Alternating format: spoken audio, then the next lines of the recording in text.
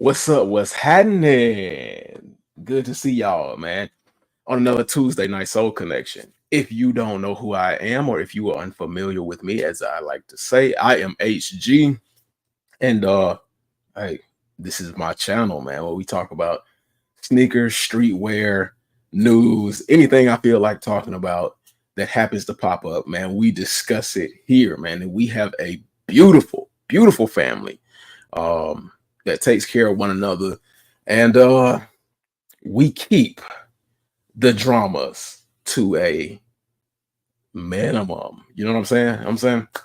Um, it's been about a week, and a lot of things have gone down in that week's time. Now, last week, man, we had a really, really good conversation going on the previous week, and you know, it was so good that what I was supposed to be talking about last week happens to end up spilling over into this week, and that's not necessarily a bad thing. Um, but it was a lot of things that I really wanted to discuss. So we're gonna get into some of those things this week.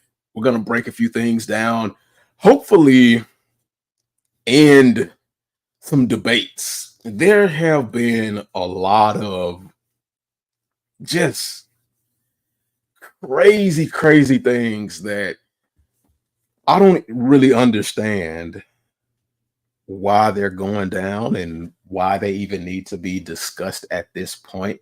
And there are a few misconceptions, some misunderstandings. And I don't know if the misconceptions or the misunderstandings are um, not being heard, or they just don't care. They're purposefully being ignored.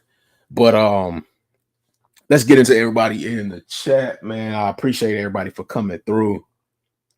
I appreciate y'all, man. Even my ghost watchers, I love y'all too, man. I appreciate y'all for spending y'all time with me, man. Y'all could be doing anything else, but y'all are spending it here on the Soul Connection. So I appreciate y'all. Nitro said hi, and a Anta Kia ones are better than the Nike Kyrie ones. Y'all tell me what y'all think about that statement right there.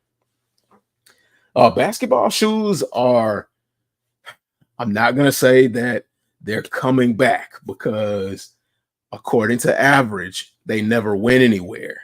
And I mean, that's true. Basketball shoes never went anywhere, but they weren't paid attention to like we pay attention to Jordans and Yeezys, because Jordan and Yeezy had a back and forth battle for the last, what, 5 years, it feels like. Kind of like one of the topics for tonight, man. It's a back and forth battle, and it needs to die. Hence the thumbnail, man. Hopefully, we're going to kill this debate, because it just, along with a bunch of other stupid stuff that goes on social media, it just drives me crazy just to even hear about it. But I guess that means I just got to learn to ignore some of the stuff, I guess. Straight Paper Chaser said, tap that like button on your way in, good people. What's good, HGK? Absolutely, man. Tap that like button, share it out on your socials, and subscribe. Subscribe. On the road to 2K. And we can't do it without y'all, man. We've gotten to 1K, and we on our way, man. Got some things fixed so I can drop more content. I got some great ideas for future content as well. I'm gonna be in a new space. So I gotta try to get that new space together. You all will see the transformation along with me. Maybe I'll do a video on the transformation of the new space. So hopefully, it'll be a better setup. It'll be more permanent for a little while, and we can just do the damn thing, man. We can rock out, and we'll have like our own like little crib, man. Y'all will really be kicking it with me at the crib. You know what I'm saying? Like my intro say. But how is everybody doing before we really get into everything? How is everybody doing? How was everybody's week? I know I saw some of y'all Tuesday, and then I saw some of y'all Friday, but everybody wasn't everywhere. So that's a good week. How is everybody doing? How was your weekend? We're here Tuesday, hoping to kick the week off on a good foot.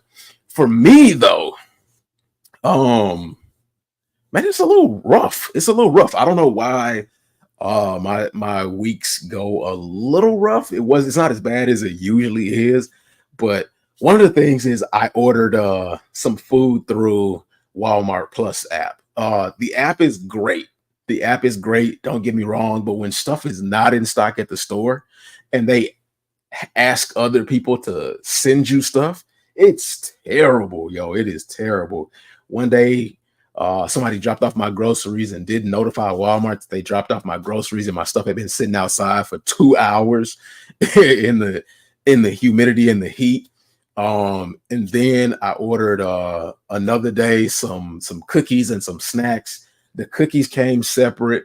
One of the videos had the driver with my cookies sitting in their chair.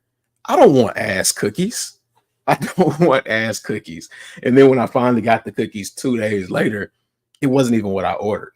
And then my fruit snacks. I ordered my fruit snacks on Friday.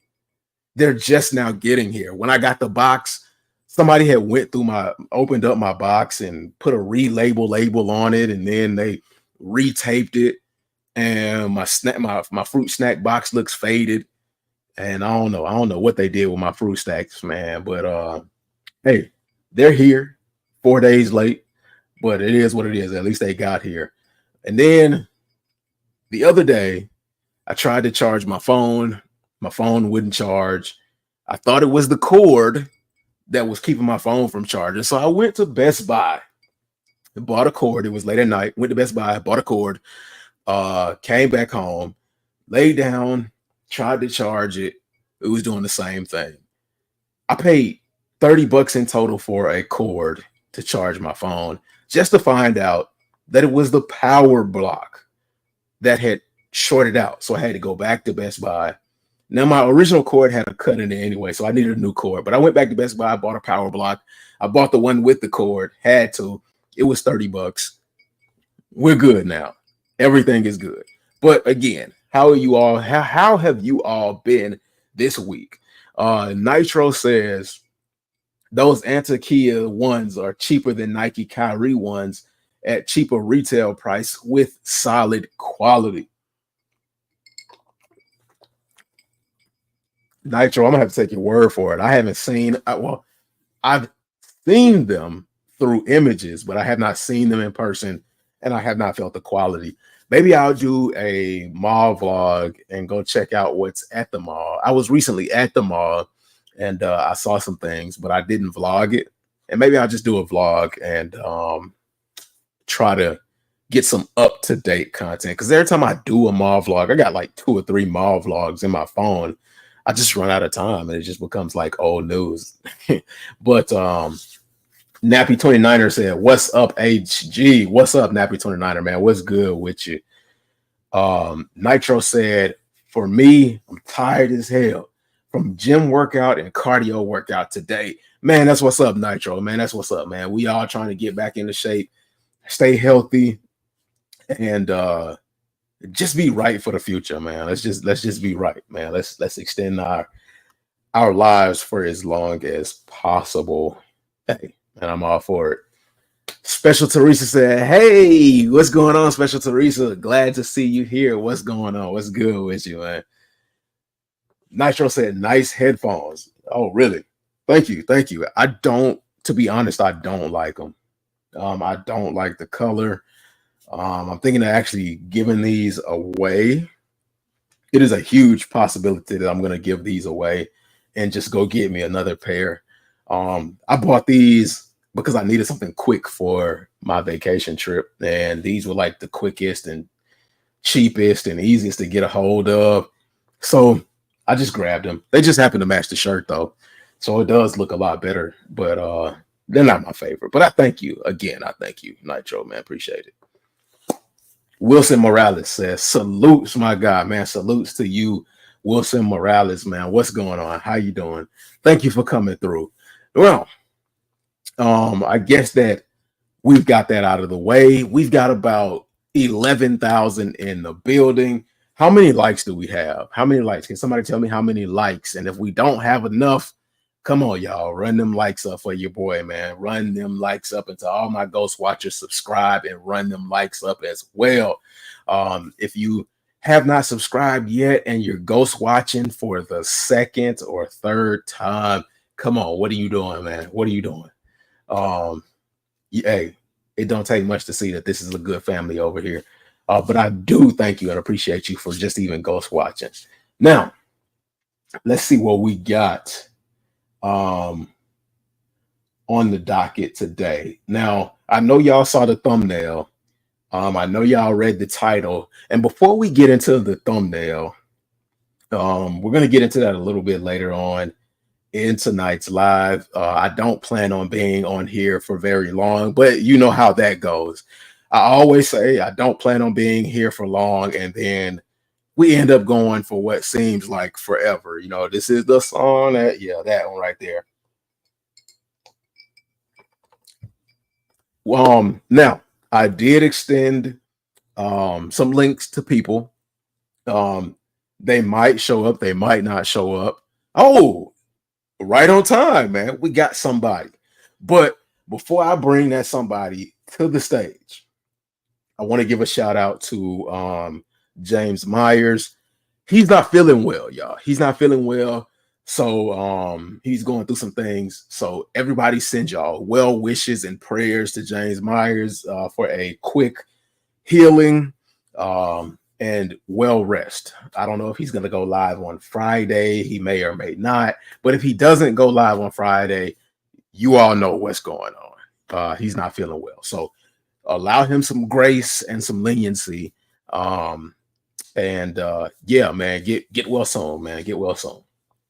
But with that being said, one of our guests that I got in the green room, man, this man is busier than the man upstairs himself, man. This guy is hard to get a hold of.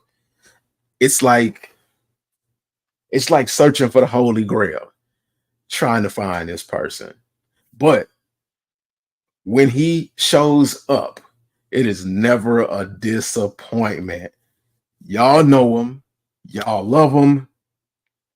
Everything else, y'all have been waiting on him to, get it together too, man. I've been waiting on him to get it together too as well. Please welcome to the stage the one, the only, my guy, my friend, Kari from the Has Have Had. Man, what's going on, Kari? How you doing? Yo, good people. How y'all feeling tonight on this beautiful Tuesday on the soul? Your boy is back Hey, to grace the airwaves. I gotta put the shades on, man. This star is so bright. Hold on, I gotta put the shades on. I should have had a reveal like Robert Downey Jr. I should have just Dr. Doom jaw, just boom. I'm back, baby. That's what I'm saying, man. You've been on vacation, you've been working. A little bit of everything, man. A little bit of everything. I want to say first and foremost, always thank you for providing me an opportunity to pretend like I know stuff about shoes and lifestyle. That's all of us ever do. We just pretend.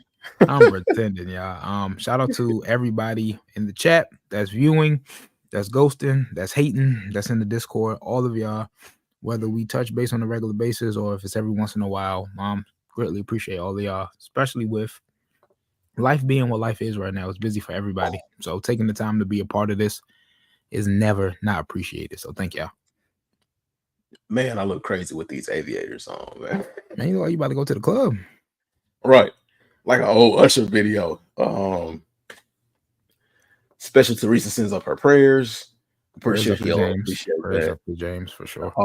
And Nitro said, my Tuesday night looks like thunderstorms and about to rain. It's been raining here in the A for the last 2 weeks, every day, twice a day.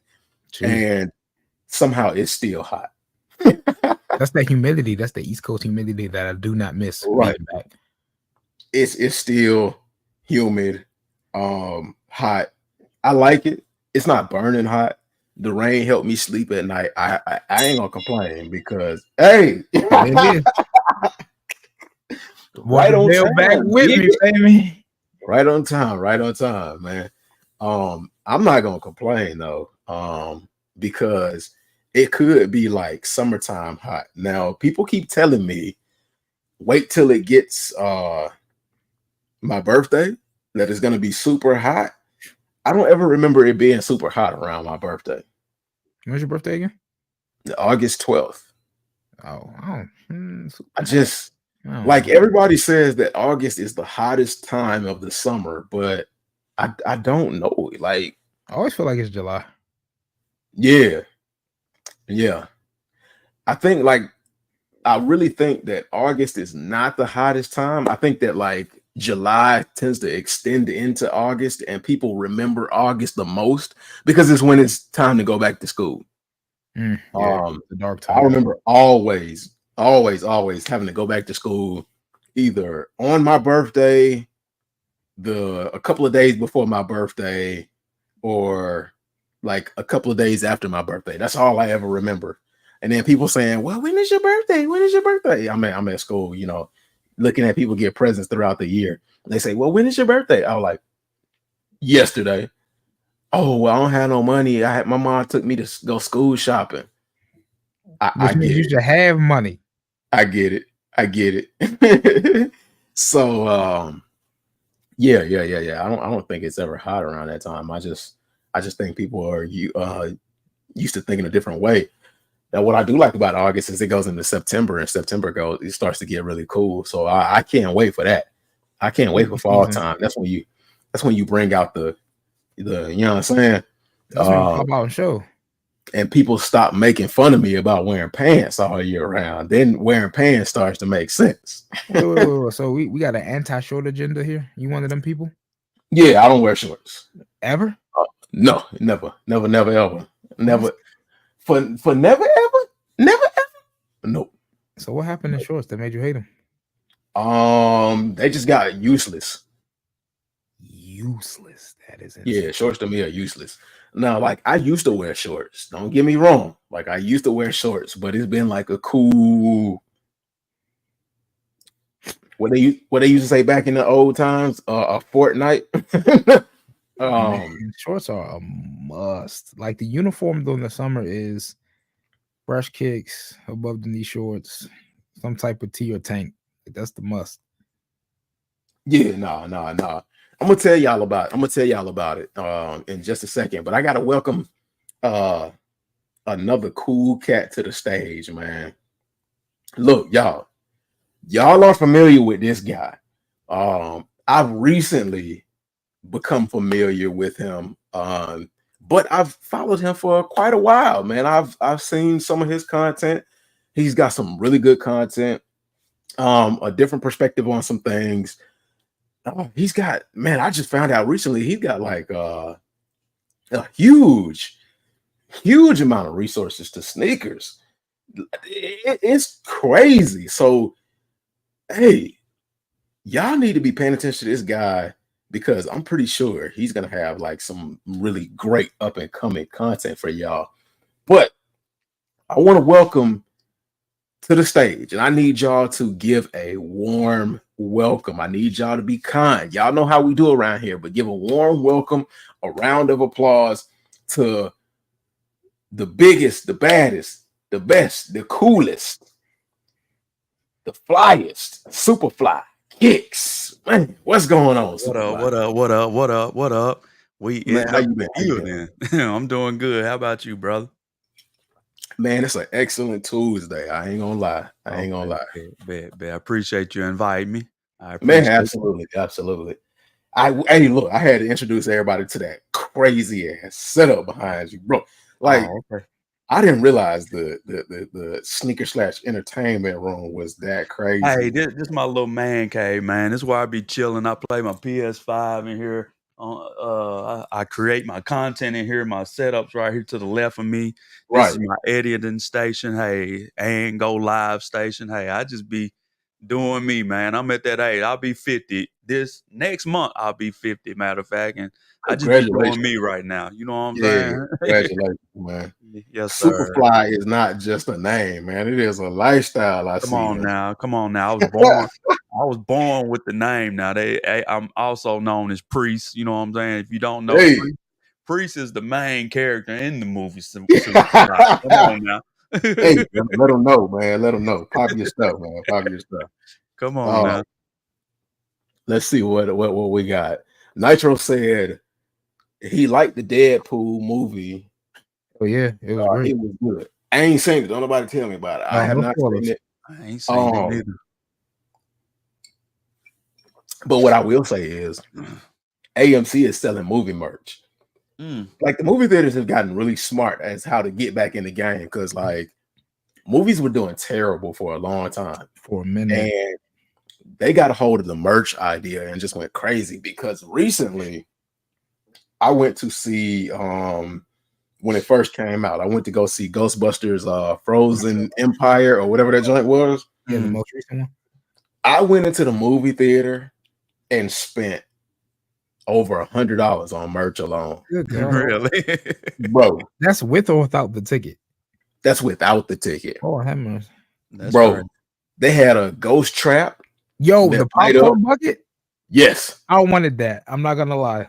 Because there's two versions. The movie theater I went to, it was AMC. AMC had the best version of that.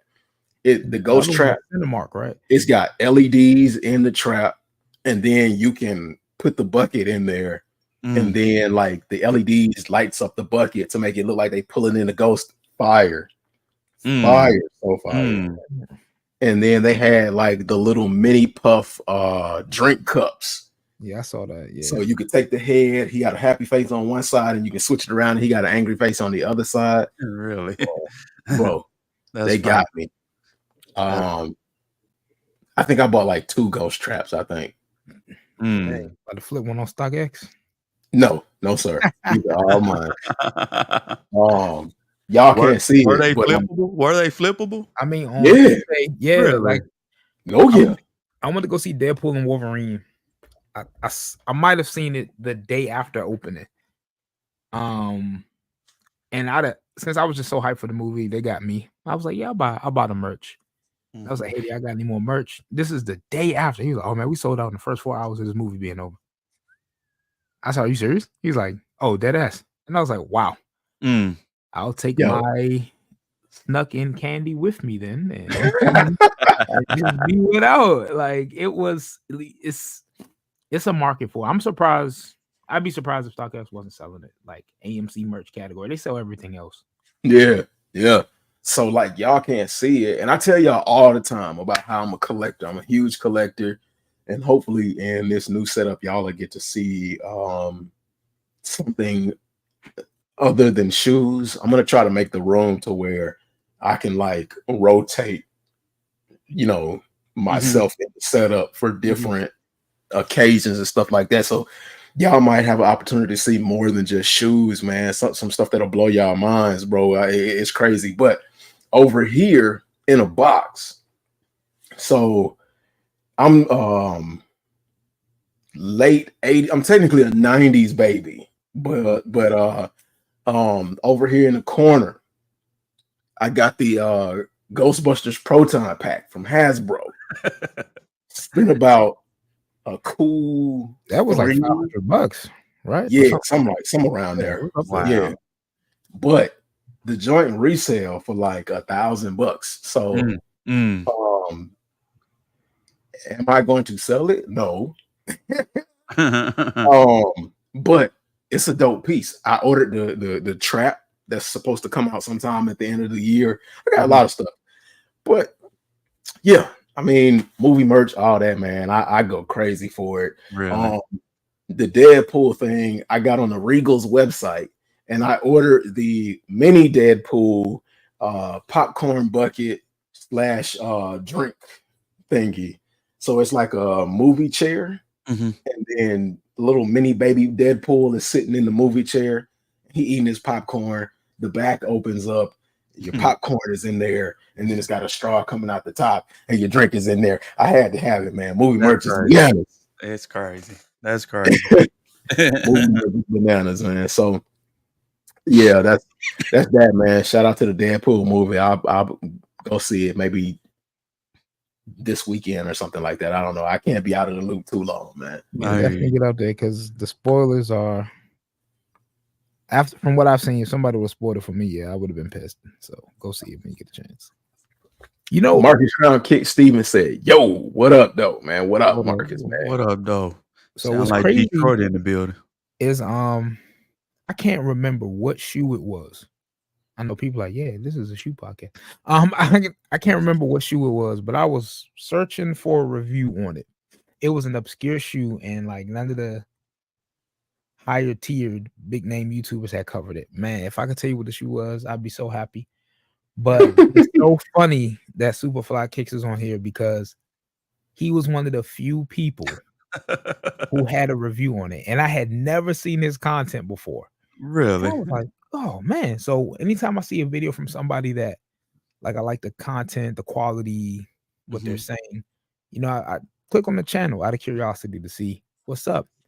And man, it was so many reviews on there, and it was everything. It wasn't just Jordans, it wasn't just dunks, it was a wide variety of stuff. And I was like, yeah, I'm gonna subscribe. And it's crazy that you know I've been out of the loop, so I haven't been on the show in a while. But to see him on here today of all days, I'm like, that's funny because I just found him like 2 weeks ago.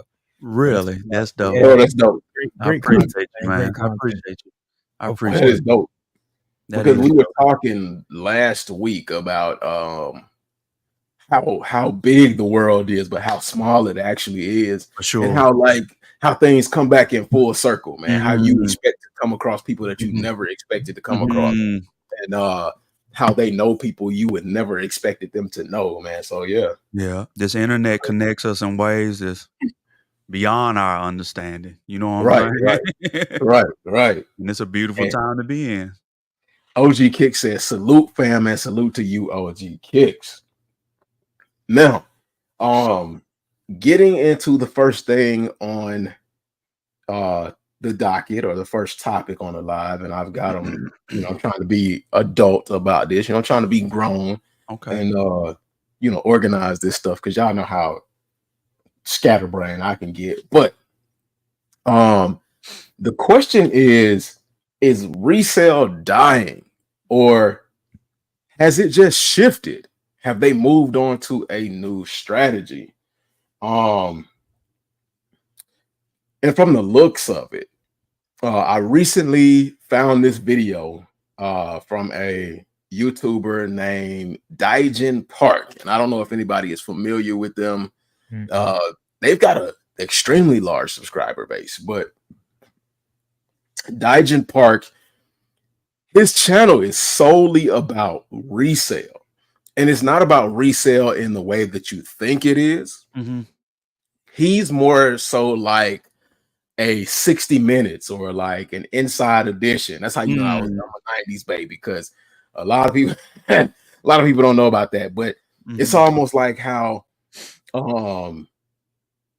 it was reality TV. That was reality TV before reality TV was reality TV. So he kind of does it from like an in-depth news perspective, and I want to show y'all maybe two of the videos that he's done. But before I show y'all these videos, the reason why I asked is resale dying is because a lot of stores, a lot of these brick and mortar stores are closing down, and they're closing faster than they were put up. And we all remember in the, you know, the Rona era, stores were popping up like crazy, even when people weren't going into stores like that, but they were popping up crazy. And when they were doing that, I thought it was ridiculous. I mean, yeah, there was money to be made, but there was a reason in that at that point in time that there was a large amount of money to be made. And I asked the same question that everybody asked, like, how sustainable is this really? Is this really a viable thing?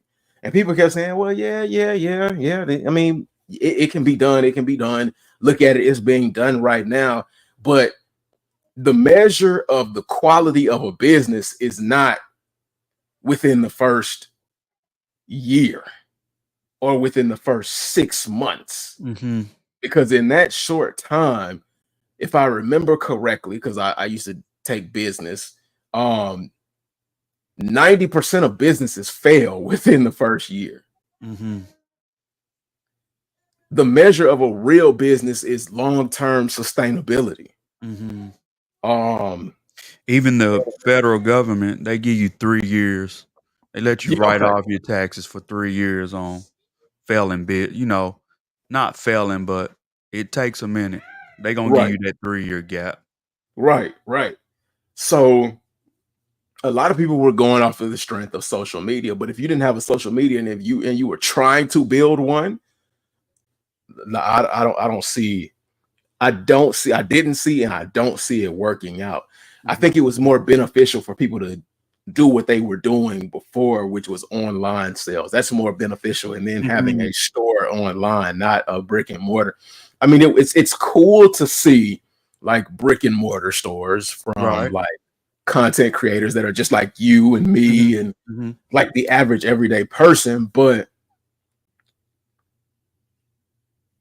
was it realistic, man? So what were you all's thoughts and opinions when y'all first saw people popping up with brick and mortar stores trying to sell shoes? For me, I would, in the state we're in now, I would do things the opposite. I would do online first. And if it gets big enough for me to get a brick and mortar, and at that point, I'm really just storing stuff, you know what I'm saying? With a storefront, you know what I'm saying? But yeah, people not, and when you see people doing that, they not seasoned in business, you know what I'm saying? And they don't know we're in a recession. Right. Like, we're in a recession for real. And we've been in one for years. And people just now kind of looking at it like, you know what I'm saying? But it's been going on for a minute, and it just is what it is. Business is business. You're going to have slow times. You're going to have great times. You got to be ready for it all. Right. So them going out of business is just them bad business practices. A lack of knowledge, man. A bunch of kids trying to do what they weren't ready for. Right. Kari, what did you think about that, man? Just like Superfly was saying, you gotta have a testing ground before you go in brick and mortar, because unlike online, you incur a lot more costs than you would online. You relying on the Instagram algorithm and whatever your Wi-Fi provider is when you're online. You take it to the shipping partner of your choice, and you can even eat that cost because you can charge the customer for shipping. Right. But when you're online, you got to pay rent and utilities and your brick and mortar. Yeah. Like, you have to factor that in. So you buy a shoe for 50, you sell it for 100. You think you're making a $50 profit. No, you got to factor in all the expenses. On top of that too, these brick and mortar independent resellers are not just competing against each other. They're competing against essentially the supplier. Like, resale is the only business where low key you got to compete with your supplier. Right. Nike decides to pull a 2025 in game and release every shoe that's ever come out. Woo, and we're gonna talk about that. It's gonna hurt your market. So not only do you gotta lower the price to your next door neighbor, you gotta incentivize a customer to not just go, yeah, I'll just wait till Nike puts it on discount because it's not gonna sell out. And it's funny you brought that up, because I said it. I just was saying that. I said, for them to be releasing all these throwback sneakers, I said they shooting at the resellers. Yeah. Like, they low key about to. They are dead ass shooting at the resellers. I'm like, whoa, they going after everybody. They suing folks. Man, it's crazy. They upset their sales are down or whatever, and it's weird. It's crazy what they doing. And then on top of that, besides just the nature of the world, like the economy shifting, priority shifting, we're going into an election year, recession. You got to look at the trending changes in the market that you're in. Like, I went to the grocery store. It's kind of like a little hood grocery store in the neighborhood. That's a little a little edgier, some would say. But I Mhm. was on the way home. I stopped by there, and like the hood got on Asics now. Mhm. Like my homie hit me up and was like, "Yo, Car, you into the kicks? My daughter want a pair of Asics with some good ones, Gel Cayanos or Gel 2160s." Like, what's what? You're right. Mhm. You seeing every Instagram person wear Sambas and a Samba variant. I'm seeing my homies wear Bad Bunny Adidas collabs that don't even listen to Bad Bunny.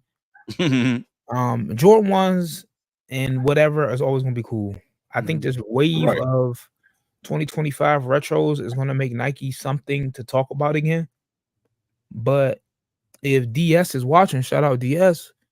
We were talking in the DMs, and we talking about the next on cloud shoes we was looking to get, you know?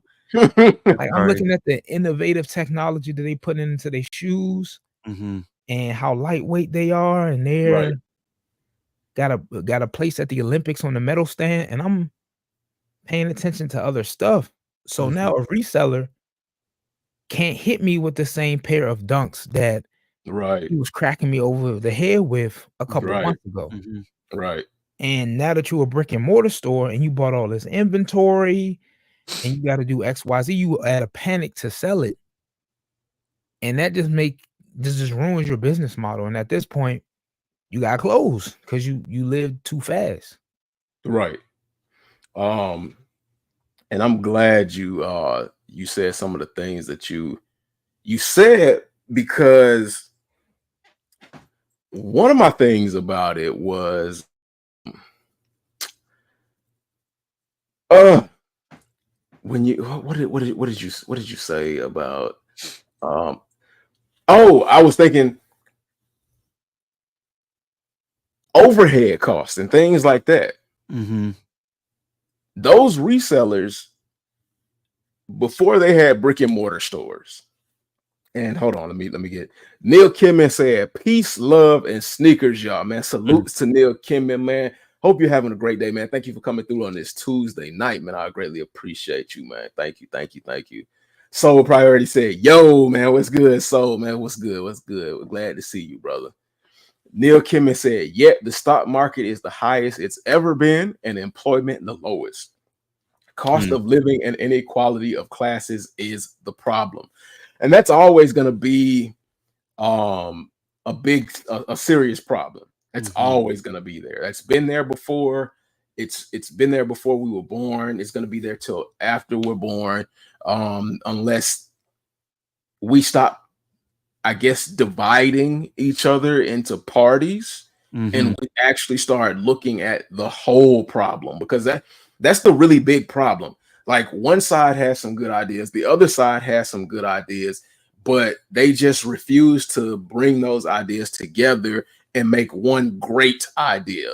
I mean, the good ideas don't do you any good if you don't see the whole picture. And that's what it is. It's two halves of a picture and they just refuse to, but there's a lot more behind that. This ain't no political channel. We don't want to get into all of that. A lot of that stuff is sensitive, but yeah, you're absolutely right. But before they started with the brick and mortar stores, resellers were already charging us for their time and effort. Okay, I get it. Cool, fine. You want to charge an extra $20, $30 because you had to use your gas, you had to stand in line. That's cool. Then they started seeing what things were going to be selling, what things were capable of being sold for on the resale market. Now, keep in mind, before social media, before we had things like StockX and GOAT, and we just had eBay and people were afraid of eBay, there was no set price for anything. Prices were by ear, and you could really haggle down prices and kind of navigate your way. There was nothing ridiculous before the height of social media. There was nothing ridiculous about buying a pair of shoes off of somebody. The only thing you really had to worry about is if they were fake. That's a whole nother thing. But resale prices were pretty fair. I mean, you had like some ridiculous prices, I will say, like 2011 when the Concords dropped. We all love to reference the 2011 Concords, and we all like to see the videos of people bum rushing the malls and the little dope boys from Atlanta having a conversation about selling Concord 11s for $300 a pop when they were like $100 and something back then. But I mean, for the most part, everything was negotiable up until StockX. Now we can say StockX was the first one to do it, but they technically weren't. eBay was technically the first one to kind of be the online seller for sneakers. They technically were the OGs of that. They were just terrible at it. And you know, the old saying is, of course, when the foundation has been laid out, you can always improve on it. So that's where StockX came in. They improved on it. They kind of underhandedly ripped us off at the same time. But again, the only thing people were charging was the cost of to go get gas. They were pricing what they thought their time was worth, and then a little bit of upcharge on the shoe. And that was it. They get brick and mortar stores. Now you're hearing the cost of gas, the cost of transportation, the cost of waiting in line for their time, the upcharge on the cost of the shoe. And then you start hearing about crap like overhead. Now, a business like Macy's or Toys R Us or Target or Walmart or a Kroger or Publix, whatever. You never heard about anybody in those sectors saying, I got to charge you for overhead. Sneaker resale was the first time we were actually throwing the word overhead out there, outside of you taking a business course. And we were like, we don't care nothing about your overhead. We don't have nothing to do with that. We didn't tell you to go take these extra measures. Fiction said, great conversation tonight, fellas, man. God bless you, Fiction. I appreciate it, man. I'm trying to get it going, man. I'm trying to get the conversation going, but we didn't hear anything about that. And then another thing that like drove me crazy about sneaker resale was the theft of the shoes. Now we getting charged for your store being robbed. So was a sneaker resale shop a good idea? Has it ever really been a good idea? You know, we get online. I believe like just about every single sneaker resale store has gone through somebody kicking in a door, running through the windows with a car and stealing thousands, or what they would value hundreds of $1,000s worth of shoes. And then in the beginning, they didn't have insurance for that. Now they got sneaker insurance. Come on now, that's crazy. Like, you're able to insure these things. And a lot of people say these have no value beyond what somebody is willing to pay for them. I agree with that, but the rest of the world, oh, this leather is soft on this strap. I didn't really know. Good gracious. You can thank StockX and GOAT for that, because even like I've lost packages, like sending StockX something and they've lost it. Yeah. They pay me the value of what it sold for on their site. Oh, damn. I didn't know that. Yeah, you get your money. So we can thank them for that. That is crazy. But yeah, you can get insurance on these. Superfly can get insurance on his entire collection. Anytime you see the vice president walking around a sneaker convention, getting in what's going on, you know it ain't no joke.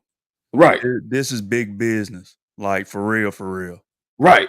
So that right there alone, and that's government business. When you get into insurance and stuff like that, that's government business. So that right there alone would go against the fact that a lot of people say that they don't have any real value, that they're just leather and materials.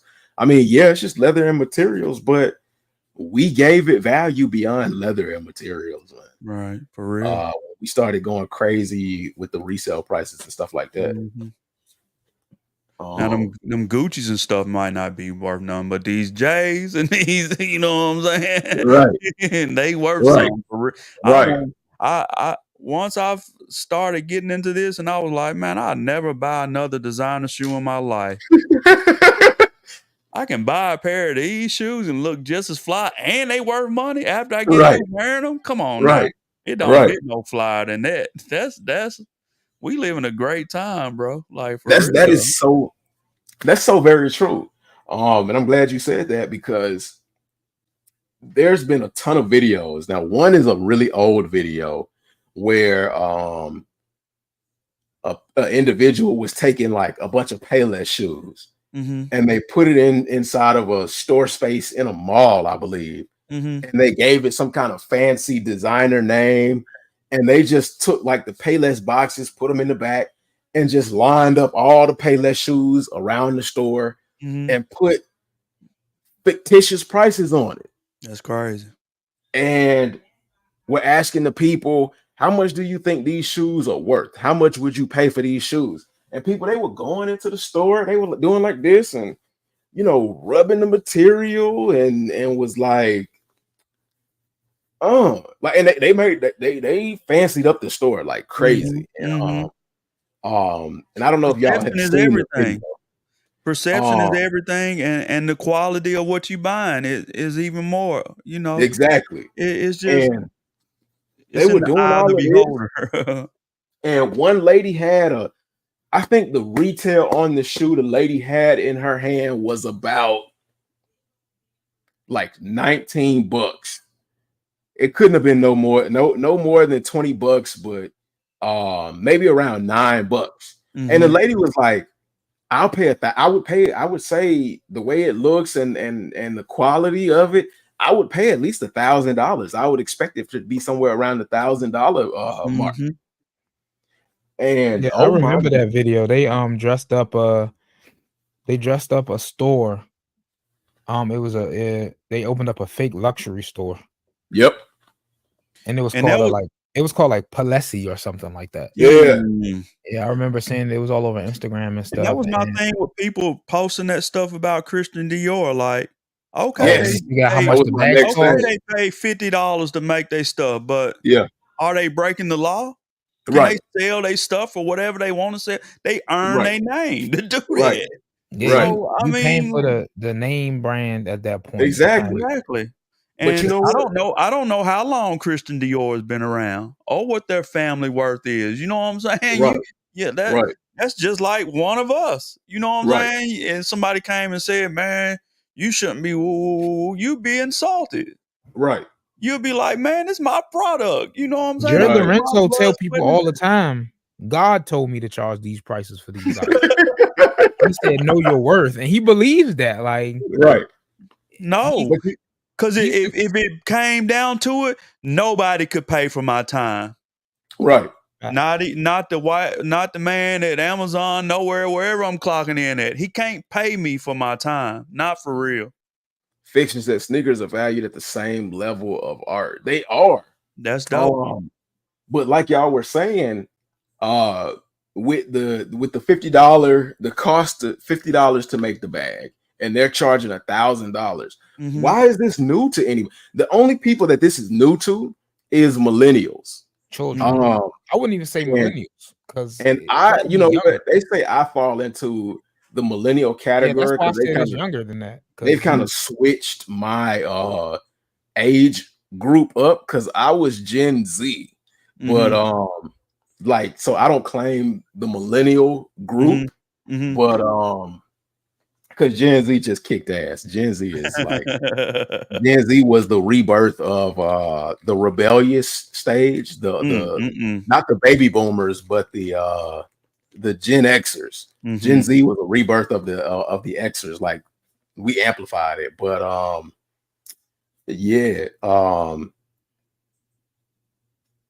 But That's only the cost of something being ridiculous. It's especially funny coming from people that are like adjacent to what we do, our subculture, because those are the same people that'll go to Round 2 and buy a vintage tee that was mass produced right.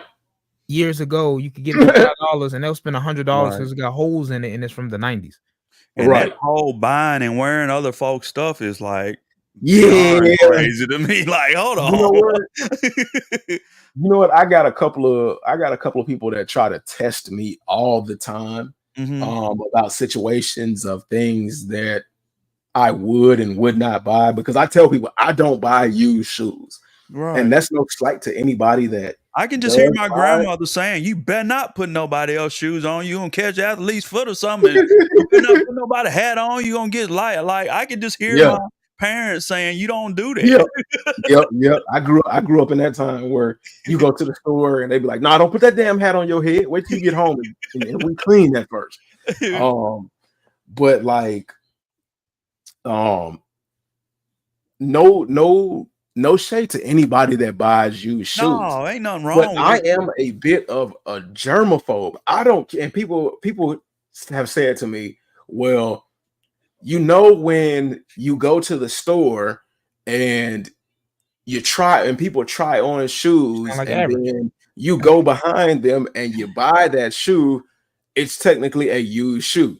Well, guess what? That's why I buy Jordans and things like that, because very few people are able to try on those Jordans, and very few people. And even if you did try them on, long as I didn't see you try them on and I don't know about it, it's a huge difference between somebody slipping a foot into an unlaced shoe at a shoe store, wiggling their toe to see where it ends, taking it off, and say, "All right, throw it in the bag," versus I've played a couple hoop sessions in these, or I flexed on the gram for a couple flicks, or you know, I did a kick flip in them. Man, that's the difference between used and worn. I think that's what people need to realize. You might have a shoe that has been tried on / worn, but you're not buying a shoe that's been used. Now, speaking of flexing and speaking of a difference, man, we got another one of my good family members, my homeboy, my brother. He been waiting for a while, man. I appreciate you for being patient. We just had to monologue and dialogue for a moment. I just want you to know I hadn't forgot about you, man. Mr. That's Your Opinion. There he is. Self vlogging with Demetrius, man. What's going on? Okay. Yo, I ain't gonna lie. I ain't know how the introduction was gonna go. Y'all talking about used and worn. You speaking of what the hell you trying to say? I call it used and worn? No. Who said you used and worn? No, I'm saying you did the introduction after y'all talking about something being used and worn. You're like, speaking of. Oh, well, I said speaking of being in the bag. different, and you know, right? yeah. They put some respect on the name. I just pulled some positive excerpts from Kari's his speech, his monologue. You know what I'm saying? Now that's not saying that you used and worn, unless that's what you're trying to tell everybody, man. That's crazy. I pass no judgment here, you know. He said, "No, I'm still dead stock." But yeah. I mean, like Kari said, there's a huge difference. I don't like people's hygiene. I don't trust anybody's hygiene, except for my own. I've seen nasty dudes. I've seen nasty women.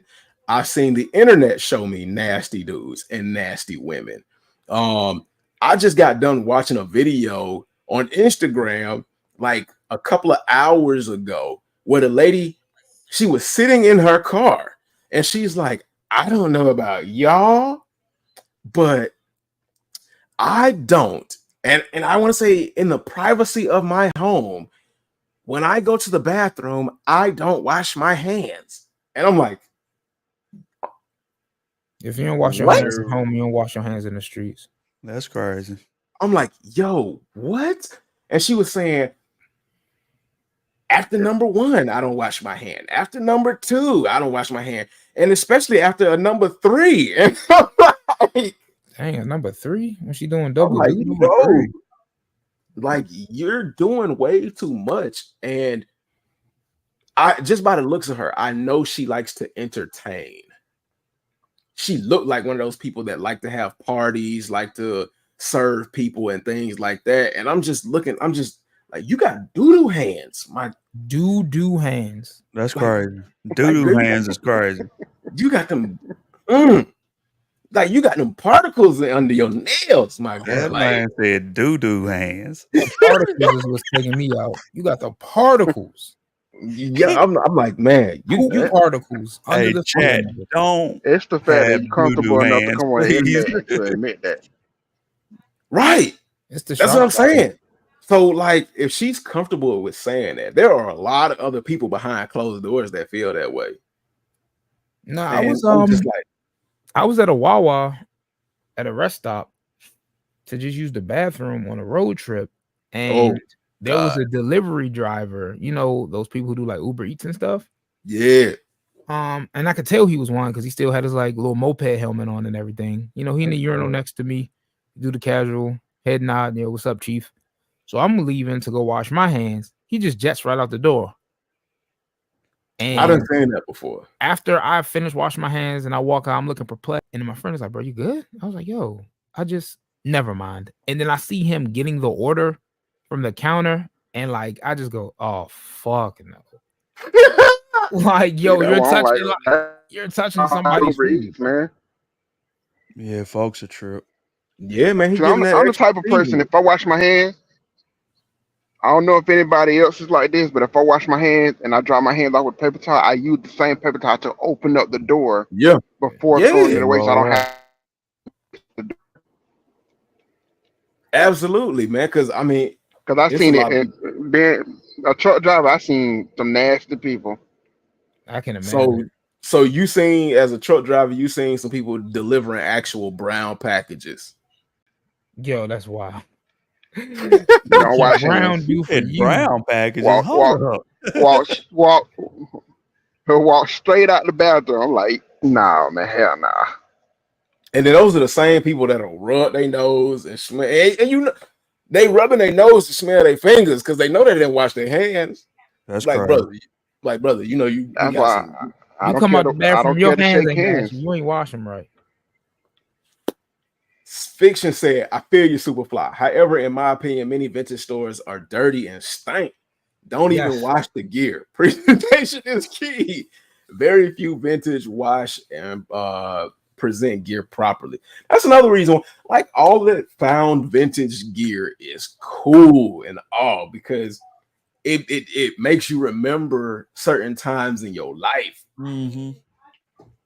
Shout out to my homies Vintage Shop, because you ever purchase from them, and this, I wouldn't even call it vintage. It's a lot of modern stuff, a lot of streetwear, Preem, Needles, Bape, but like they always have the dry clean tag. Really? On the neckline or somewhere. Oh, that's dope. Show, yo, once I cop this from somebody, or if it's from my personal collection, I'm taking it to get dry cleaned. So you're not getting the taco meat. That's crazy. I don't want the armpit stains from Kurt Cobain's 1994. I don't. Hey, well, I might take a shirt with Kurt Cobain pit stains and put it on a picture frame. As long as it's not his blood stains, cool. That's why it might have been a little dark. I'm sorry. I mean, I'm not taking Eugene's old pit stain shirt with the taco meat in between the fabrics and stuff like that. I ain't trying to get that. You know what I'm saying? Right. At this point, it's so much stuff that comes out on a regular basis, bro. I'll just cop me a new one, bro. Mario said, what up, everyone, man? What up, Mario, man? Thank you for coming through. So, like I was saying, and hold on, we were talking about is resale dying or is it pivoting? And I know I mentioned to y'all the content creator Daijin Park. I'm going to show you all one of the videos one of the videos touches on two things. The business strategy is not necessarily new. I'm pretty sure it's been around for a long time, but I think although the title is very well laid out, I think you have to look beyond the title and actually think about what he's really saying. And it also talks about what we talked about, or I talked about, and I think Superfly was there, but on Retro's live one night, I was mentioning or alluded to a young man that helped Donald Trump come up with the them gold shoes, what I don't know what they call, and helped him figure out where to release them and what to do. And at the time, I couldn't think of where it was I saw it or who it was, but it popped up again on my YouTube feed, and I'm gonna go ahead and show it to y'all, and y'all can tell me what y'all think about it. So let's see. So right here is the content creator Daijin Park. I mean, like I said, he does very well. Like his content is laid out very well. The stories are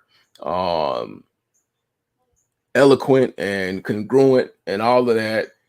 He's got 43,000 subscribers, so he's been doing it apparently quite well. But let me go ahead. Everything you've worked for the last year and a half is a video titled "Meet the Resellers Who Destroyed the Sneaker Reselling Market." And that's what I was saying. Donald Trump told us that. I don't think they destroyed the reselling market with their business model.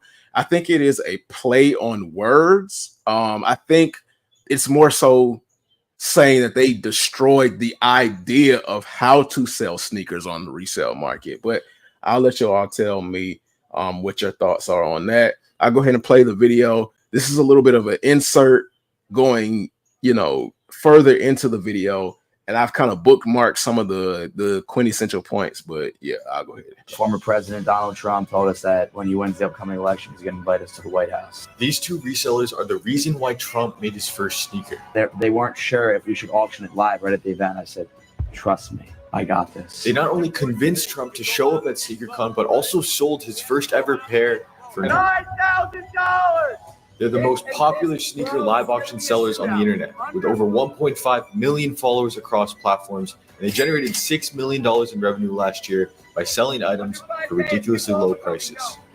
So these are the guys that set off the chain reaction of allowing Donald Trump into the sneaker game. Now, I don't know how people feel about that. But feel free.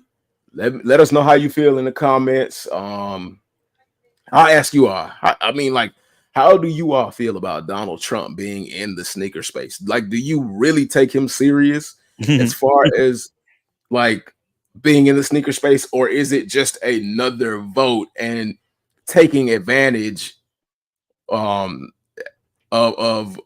individuals who are too foolish to realize what's going on, or how do you view that? Because I got some opinions on it, but I take Donald Trump in sneakers as seriously as they took Kanye West as a politician. Like, this is a grift. I mean, Donald Trump putting his face on a product to capture a market to get votes. I mean, that's what it is. Like, is Donald Trump going to make the Air Force 1 and 2 and 3 or whatever his line of sneakers call after he finishes this campaign? No. Like, if he don't win, he probably won't even fulfill those orders. But you see, the last orders, it's funny you say that, because the last orders from the first time he dropped, people still don't have their shoes. Exactly, bro. You'll get those shoes if he win, if you're lucky. Because if he win and you don't get them, they're gonna be like, I'm the president, I don't care. And if he lose and you don't get them, he gonna be like, I lost, who cares? It was a publicity stunt. He had to, like, I'm trying to compare it to something. that the audience would get. I'm into like gaming culture, and the company in television had a new console that was supposedly coming out, and you had to crowdfund it and all that. And it turns out that the demo units they were showing was just a 3D printed model with nothing internal inside of it. So like they made like 5 working models and sold those off to people in their circle too. So it's not like average people got them, and then they would shop around this 3D printed husk with nothing inside and got everyone to fund it. Like that's what that is. Like they made their little 9, 15, 20,000 at SneakerCon for the actual pairs that they produced, and the rest of it is like a rug pull. It's a meme coin, bro. Right. Like this is because I think Retro went to the actual website, and some of the shoes they showed as sold out.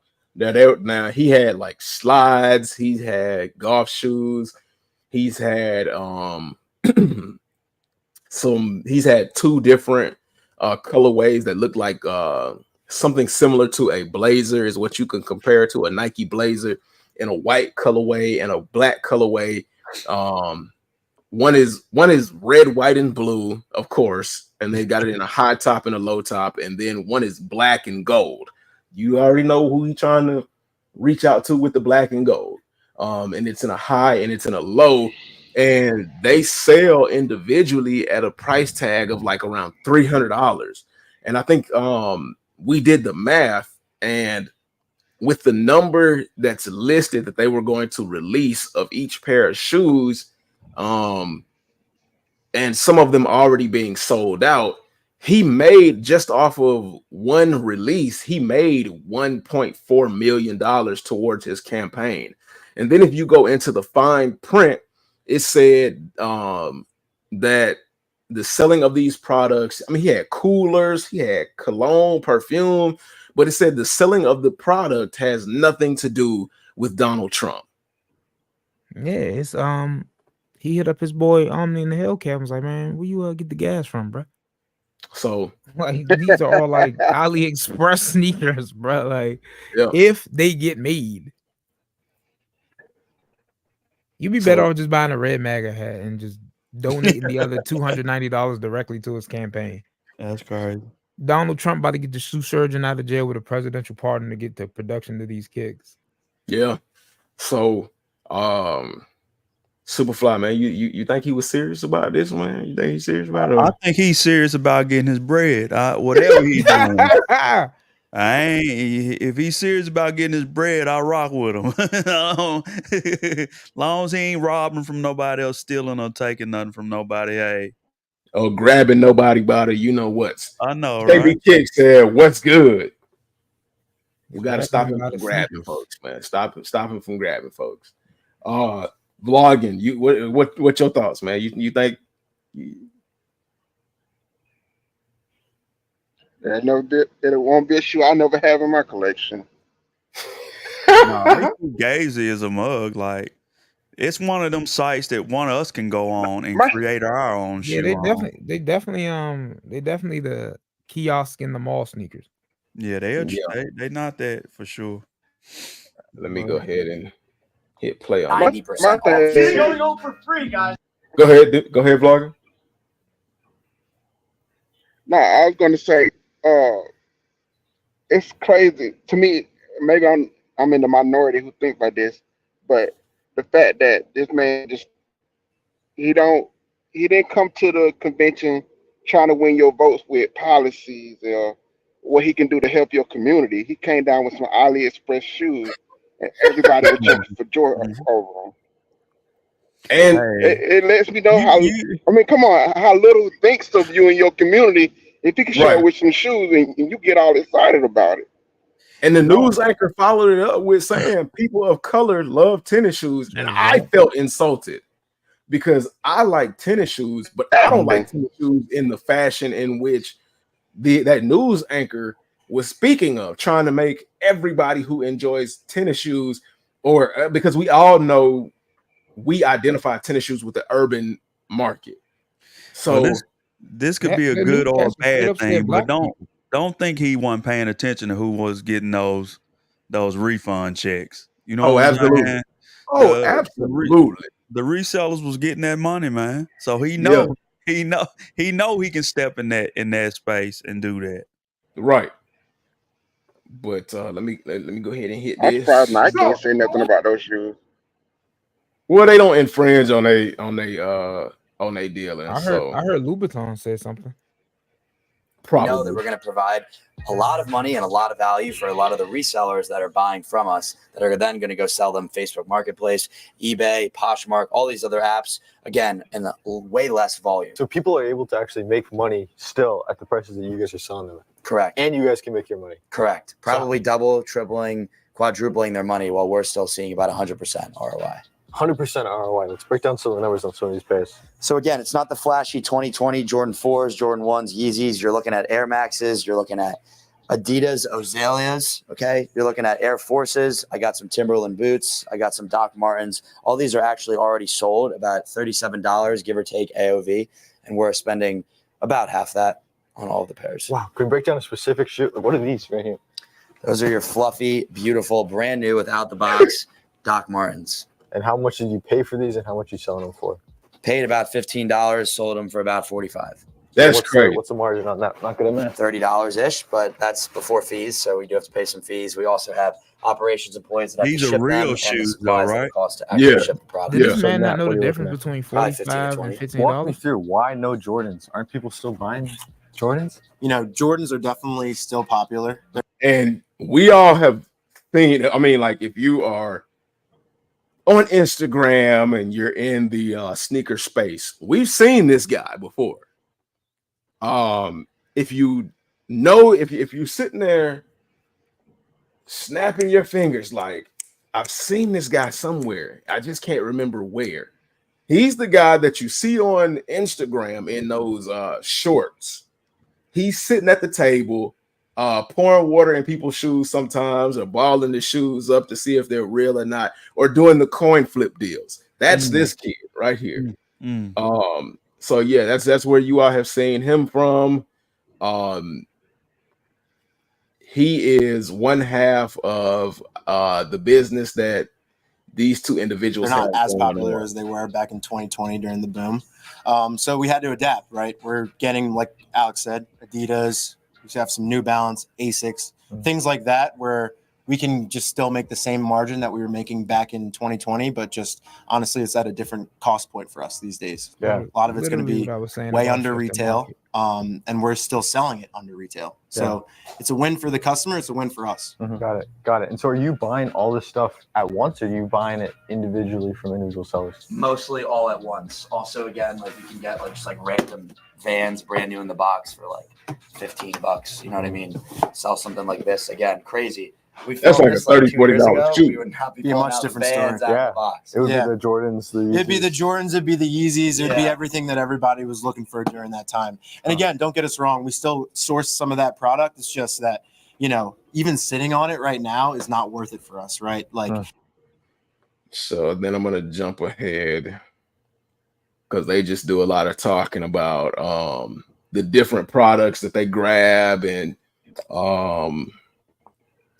how they push it to different stores. These guys are selling products back to stores. That's wild. So they're resellers selling to resellers, selling to actual retail stores.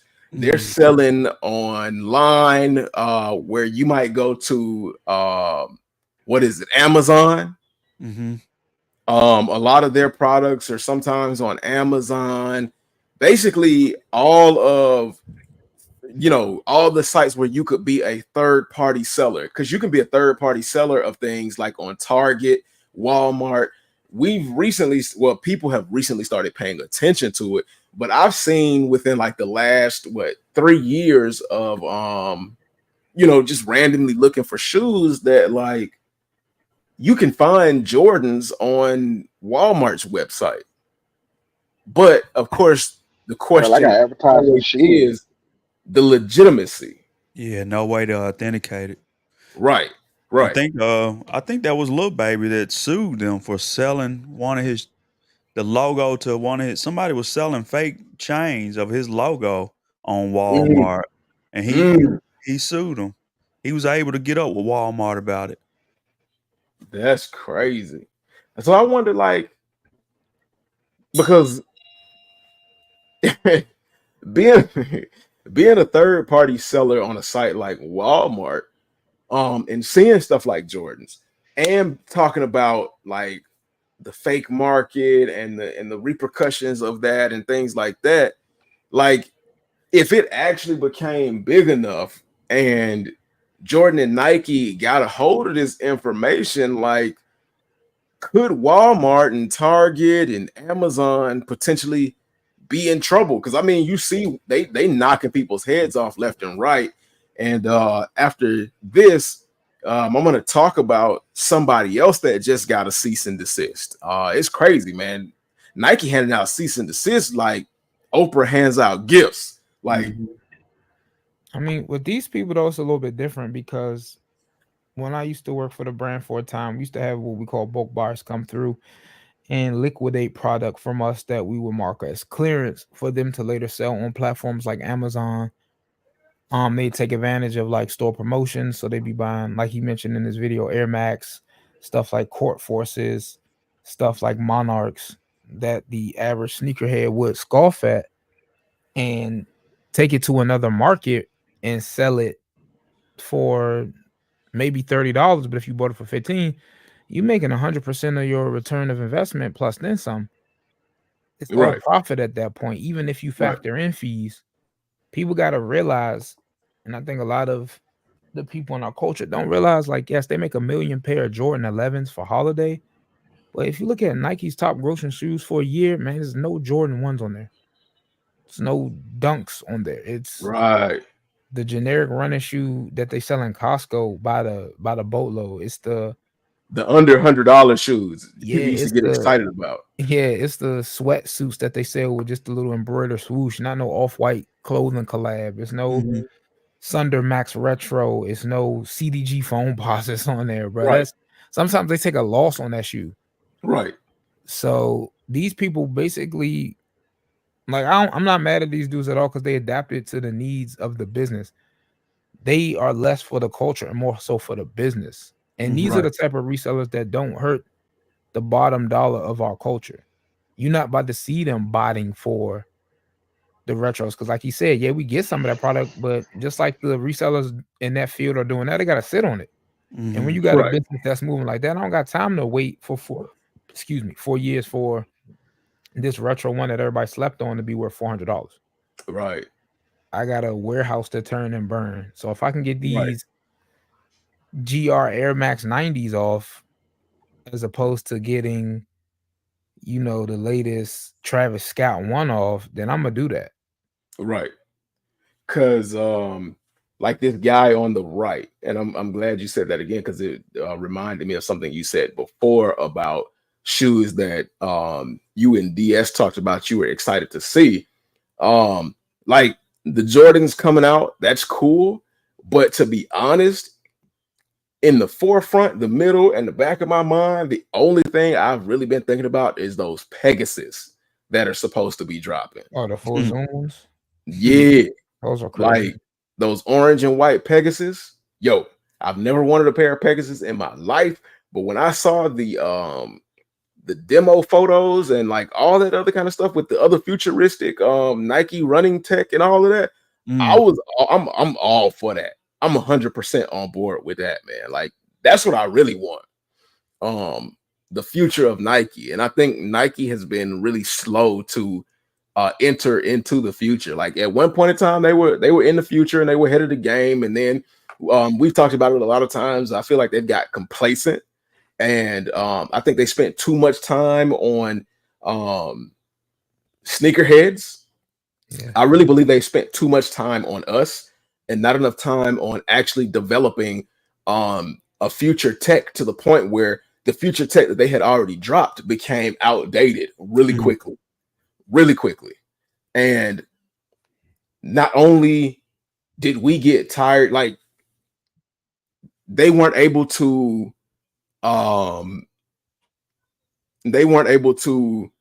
you know, feed the need of the regular masses. Like they weren't able to draw them in. And then we got quickly tired of their mess. And it started with reselling. Like, we quickly got tired with the resale. We quickly got tired with the things that they were doing and dropping things that we wanted in small quantities. So it not only did they rest on their morals, but they kind of rested on everything else, and it's finally caught up with them. Which is why I believe we're seeing a drop in stock for Nike, but I also think that's part of a big plan. I think they're willing to take a big loss in order to make a big gain later on down the line. And I think everything that they're doing is part of a larger plan to kind of not necessarily rebrand Nike, but get Nike back into the game for everyone and not just us, because we can't say that they haven't been focusing on us, whether it's for the right or wrong reasons.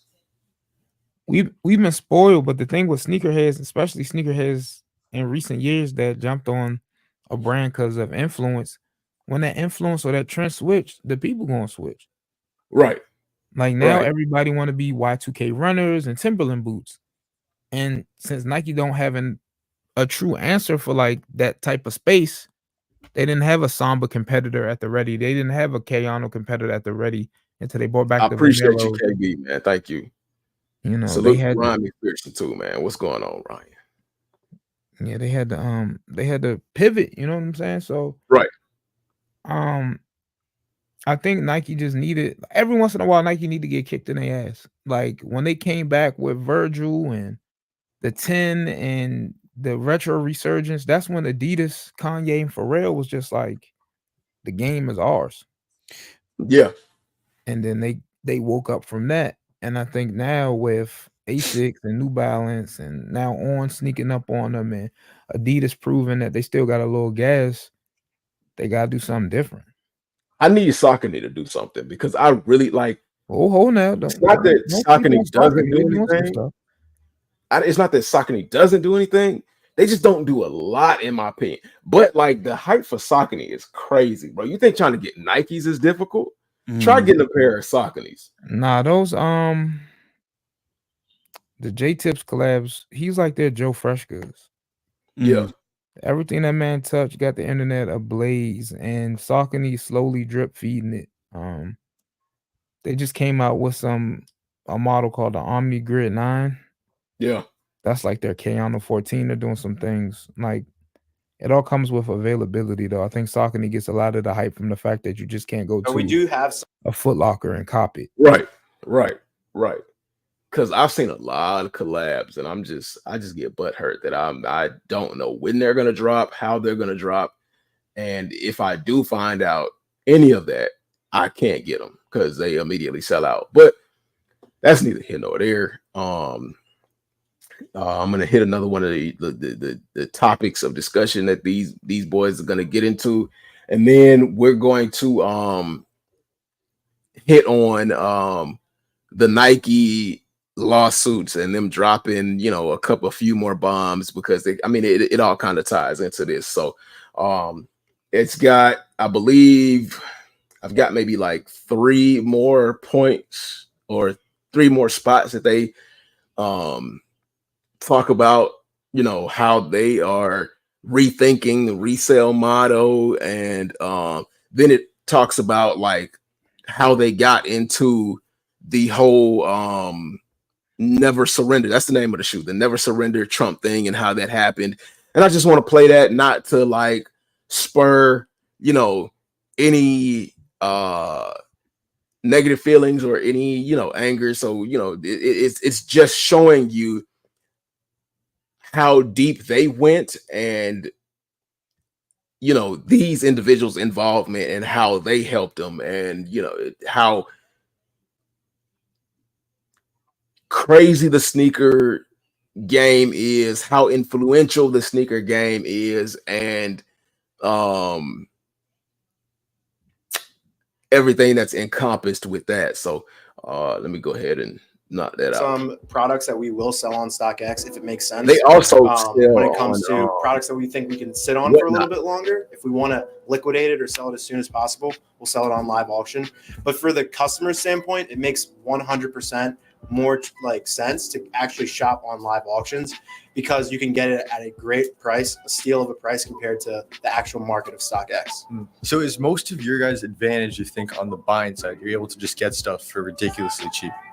I would say, I don't know if a lot of you guys watch some of the SneakerCon coin flips that we do on our social media. Low ball king. Low ball king. Fucking flip that thing, bro. Heads!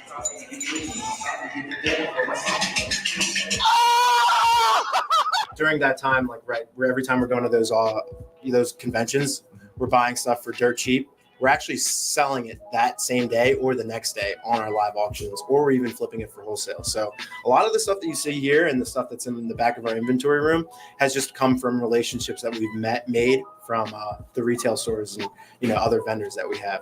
How big of a role do you think the social media has played in your business expansion? Pretty massively, honestly. I mean, we have almost 1 million followers on TikTok, over 300,000 on Instagram, and we just hit 250K on YouTube.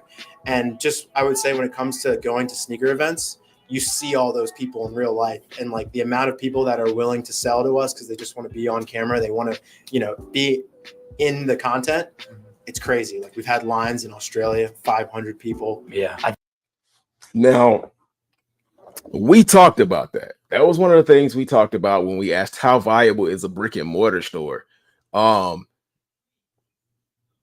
Now, these guys, of course, they do it differently. They buy dirt cheap and sell dirt cheap.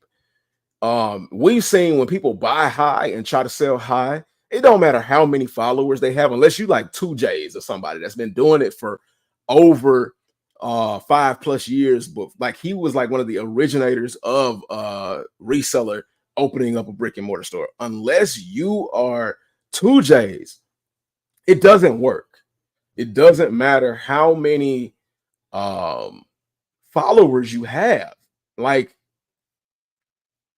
what you need in order to run that store is not going to work, especially when you gotta buy for the high and sell for the high. But I'm glad, like honestly, I'm glad that these two guys are able to do it. This guy, again, like I said, I don't know if I said it, but this guy on the right, he worked for Foot Locker. He worked for Ladies Foot Locker. And he was, I think he said he was like a general manager or something like that, making like over 60K a year. And he quit his job to do this. He quit his job. So he clearly, and you can tell by the way these two talk, they clearly understand business. Like Superfly was saying, you got to know business before you just go ahead and do anything. Otherwise, you're just doing bad business.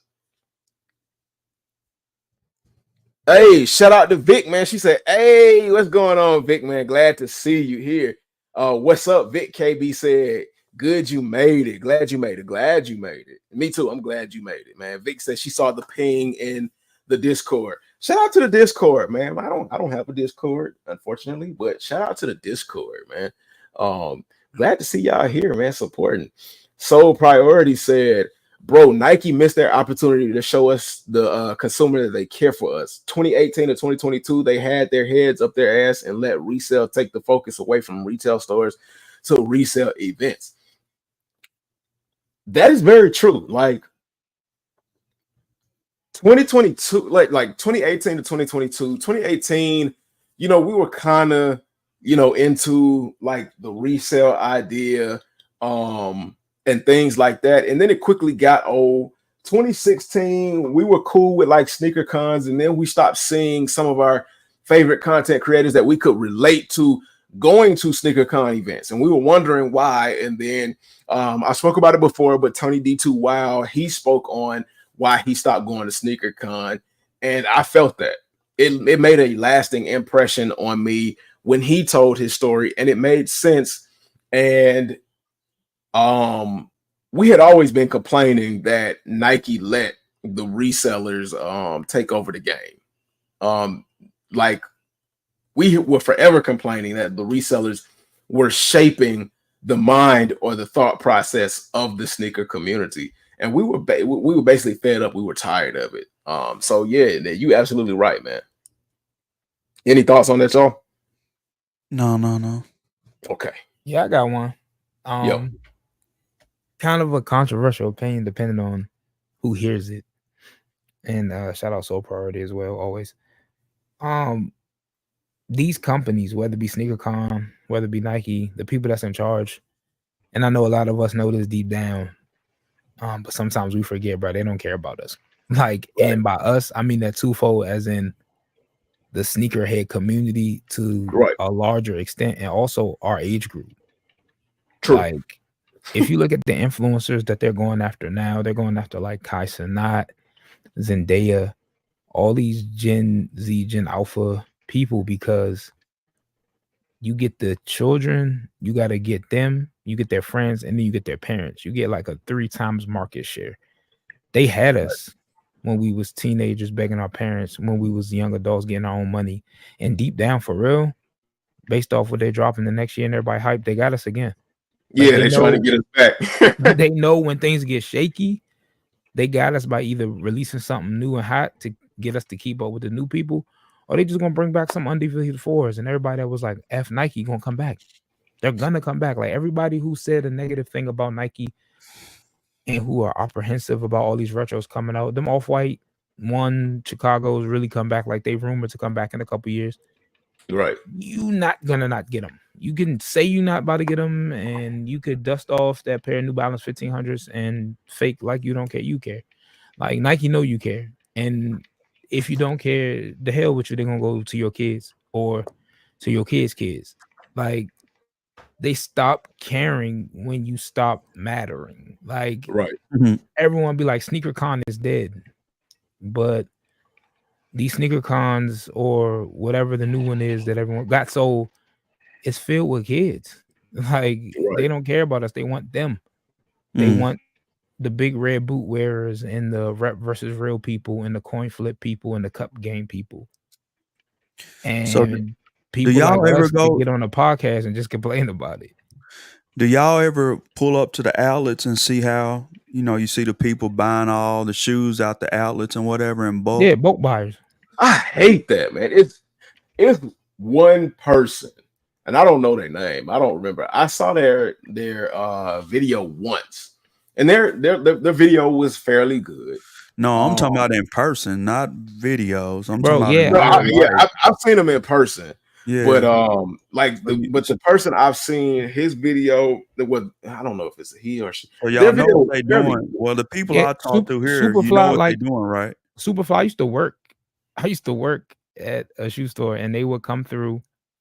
It would be a dude, and he would hire people to come with him because we have to put limits on them.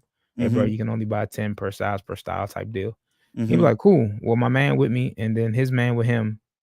And we all using separate cars, so you really can't say nothing. And we couldn't. And at the end of the day, we made our day. We got the product out of there. And then they will go to their independent warehouses and their Amazon shop pages and do the same thing that these dudes doing right here. Yeah. Like we would sit there and wonder, like. So did you hear about the thing that Nike's about to start selling product on Amazon? Amazon, yeah. So what is that going to do to these people who normally put all this Nike product on Amazon website? What's going to happen, you think? I still think they're going to have an opportunity to have some sort of business because it all depends on what Nike puts on. If they kill the outlets, I mean, like they would, to be honest, they would have to kill the outlet. Or they would just, I wouldn't say kill it. I would just, for every couple weeks, I don't know what the duration is, but they get a report that shows them aged product, and normally they would get a budget to liquidate that aged product even cheaper, which is why if you go to an outlet, there's different color stickers on boxes. Right. So the lowest tier would be a green sticker. So once it's green sticker, that means the store itself is using money allocated by the company to mark it down to a further price to get it as cheap as possible so they can still make somewhat of a profit, even though they're taking a little bit of hit. It's like money allocated to the company for loss. And I wonder why. Huh? You ever thought about why Amazon is big as it is? Do you Like, get how did they why? get there? Do you get why they are big as they are? Oh yeah, yeah. I did it. I had to do a case study on Amazon. So I yeah, ain't talking about case study. I'm just talking about just rational thinking of It's tragedy, just good business tragedy as well. Well, see, in that And then they don't have a lot of, they don't have no overhead because they don't have no like, physical location. in that case study, I had to look at like a lot of what Amazon does. I had to look at like their business model. At the time, Amazon was taking advantage of people's need for convenience. And then they stepped in and they took advantage of the store's need to make things more convenient for the customers. Well, let me equivalate it to this. Y'all watch the Air movie. Yeah. You seen how Jordan was the first person to get that. He makes money off every shoe they sell and whatnot. Right. He's the first. He opened the doors for that. Nike got big as they could ever get doing that. Set out the lifter card. It's the same with Amazon. When you share wealth and help the people be wealthy, yeah, you gonna be big. You see what Nike doing now is they trying to shut the doors and trying to take over and control stuff, and they gonna lose. That's why you gonna lose like that. And if they don't get back to the business practices that made them who they are today, which is sharing the wealth, you're gonna have a problem on your hands. You can't control people. You can't be in that state of mind where, hey, we run this and that's it. You can't be like that. You know what I'm saying? It just don't work. It's just the same way with each one of us, helping one another or whatever the case may be. It helps us all grow individually in some type of way. You know what I'm saying? I was just reading an article about that. They were saying that, Nike had that big push to limit their product output to Foot Lockers and stuff and go direct to consumer. And initially, they had the hottest crack in the streets. So it was working. Like, everyone wanted Dunks and Jordans. And if they cut the supply and you only got to get it from Nike, you're going to run to Nike. But like we were talking about earlier, bro, you look outside, it's a lot of Birkenstocks. It's a lot of Asics. And I'm going to be honest, some people legitimately like this stuff before this year and before last year. But a lot of the people are trending towards these brands because JD Sports, Foot Locker, and it's just because they didn't have a choice. They hating on Foot Locker. They hating on Foot Locker. If you go to Foot Locker now, why would you do that? Because they got too big for their britches. You go to Foot Locker, you notice they remodeled. The remodel is intentional. There's no more House of Hoops section. So that contract they had with Nike and Jordan to showcase just their product, man, that was one of the best parts of going to Foot Locker was going to the House of Hoops. Right. So Foot Locker had to adapt. It's not because Asics and New Balance is trending today at the front of the store. They're at the front of the store because they had to take the Nike stuff out. So now they are actually winning now because now everybody want to wear that stuff. And Nike created that monster. Since you took your product away from the people gravitated towards something else. Let me be honest, man. I am into sneakers, all types of sneakers. When Ronnie Fieg was going crazy with the Asics Gel-Lyte 4s and 5s and 3s, I did not care. But now you go to the mall and you see people over there who are in tune with what's going on out here. When you able to buy in the GOAT and do things to stay ahead of the curve, you really got some people over there who get it. Like taking over the eBay. I mean what was the little magazines they used to send in the mail? East Bay. Them taking over that was East Bay was this before it was this. Right. It was a product coming in your mailbox that you could see everything firsthand in a magazine before we had one of these. Right. They just get it. They get it over there, and them hating on them is crazy. And then they end up making another deal with them because you can't do it without them. They know what they're doing over there. So speaking of getting it and hating, we get a lot of hate on this particular product, but there's a lot of people out there who get it. I mean, some may not agree with it, some may agree with it, but whether you do or don't, for anybody that does not know and does not understand how beneficial this can be, because I know we all like to keep things looking a certain way, I'm gonna just go ahead and drop this on y'all for a hot second and just remind y'all what we got going on around here. We all have those shoes in our collection that we want to protect for as long as we can. Well, with CreaseGuard's Comfort Crease Protection System, 3 easy steps, and you never have to worry about creases again. Whether it's to the grocers or your favorite hangout spot, or to the sneaker store for your latest cop, be on guard with CreaseGuard.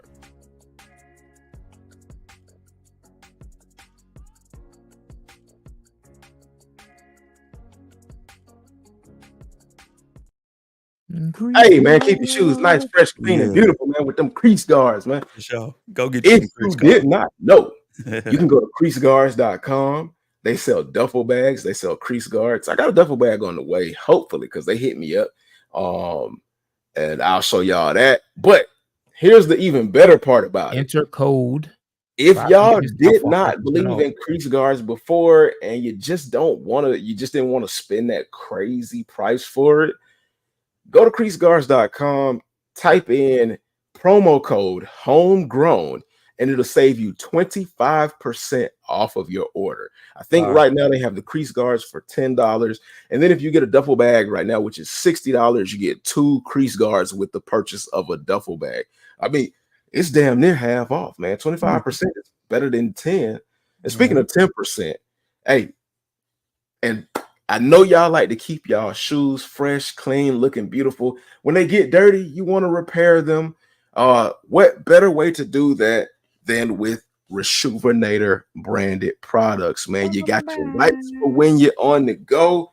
You got your rain and stain repellent to keep your shoes clean when you go out to eat. We never expect going out that we gonna get our shoes dirty, but it never fails. Y'all, I'm telling y'all, it never fails. It happens to me. You go out, you think you're doing everything you can to keep your kicks clean and looking good. And when you get to the house and you wake up the next morning after having a good time, you always got a scuff somewhere that you have no idea what you did or where it came from. Reshoevn8r got you.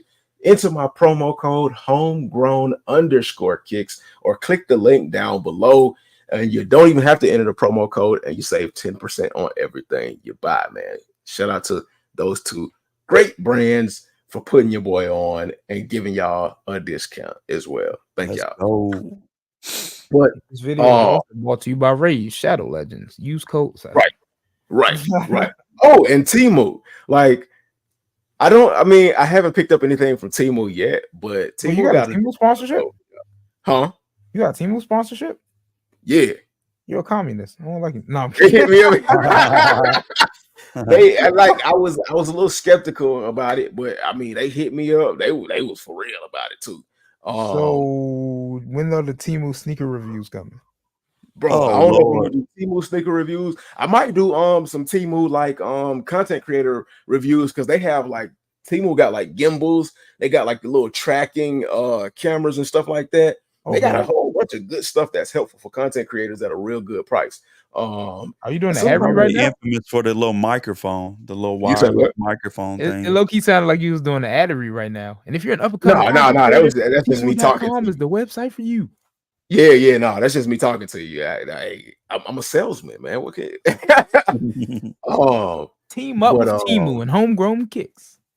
But yeah, man, like I don't know, man. I might if Temu sells shoes, I'll do a Temu shoe review if that's what y'all want, man. They told me pick some things and like the Air Gordons. Show them, yeah. But as far as Nike being selfish and all the things that Nike is doing, I strongly believe, although it looks bad right now, I believe Nike is going through a reset. And I believe sometimes in order to fix things, you have to take everything away. And I think that's what Nike is doing. I think Nike is taking everything away in order to give things back from a business standpoint, because we already know at the end of the day there's very few individuals at Nike that care about us at the top. They more so care about the bottom line, which is the profit margins. Of course, there are people that are within Nike that do things because they care about us, because they are us. But hey, there go that bell, boy. When that y'all better listen to that bell. When that bell go off, it's telling you the truth.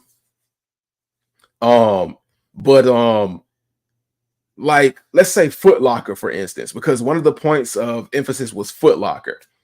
They're taking away from Foot Locker because Foot Locker is part of the problem. Managers were backdooring shoes. They ain't gonna never stop doing that. Right, that's what I'm saying. They tried to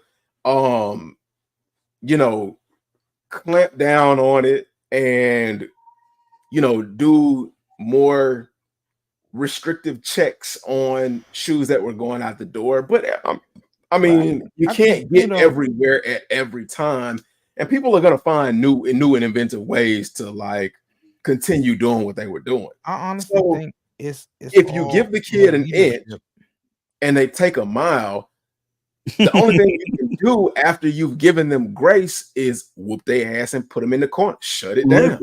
Look what Average just said in the comments. What did he say? Vic said, "Deliver us from creases." Absolutely, Vic. Absolutely, that's what I'm trying to do.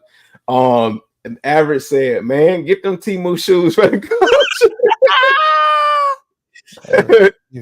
Hey, we might have to get a pair of Temus, man. We might have to get us. That's crazy. You reviewing Temu shoes is crazy.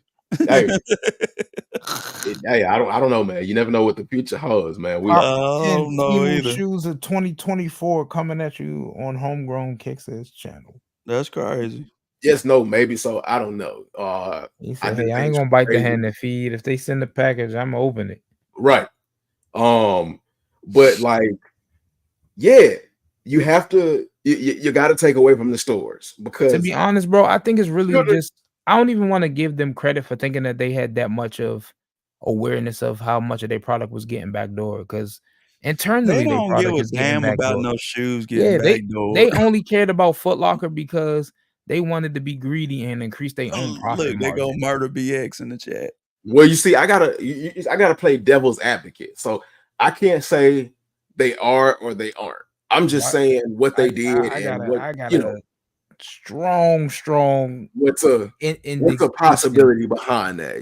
I gotta say, for some people that might be thinking that, and then like with the resellers, you see your products going out the door for what you charge, and then you see the products ending up for an exorbitant price, and then you hear your people screaming, hey, this is crazy, this is too much, this is not fair.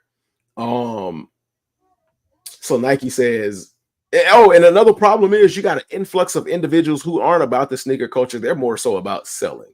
So they say, well, how do we get rid of those individuals that are all about selling and that are not about the culture or the shoe? Well, that's the thing.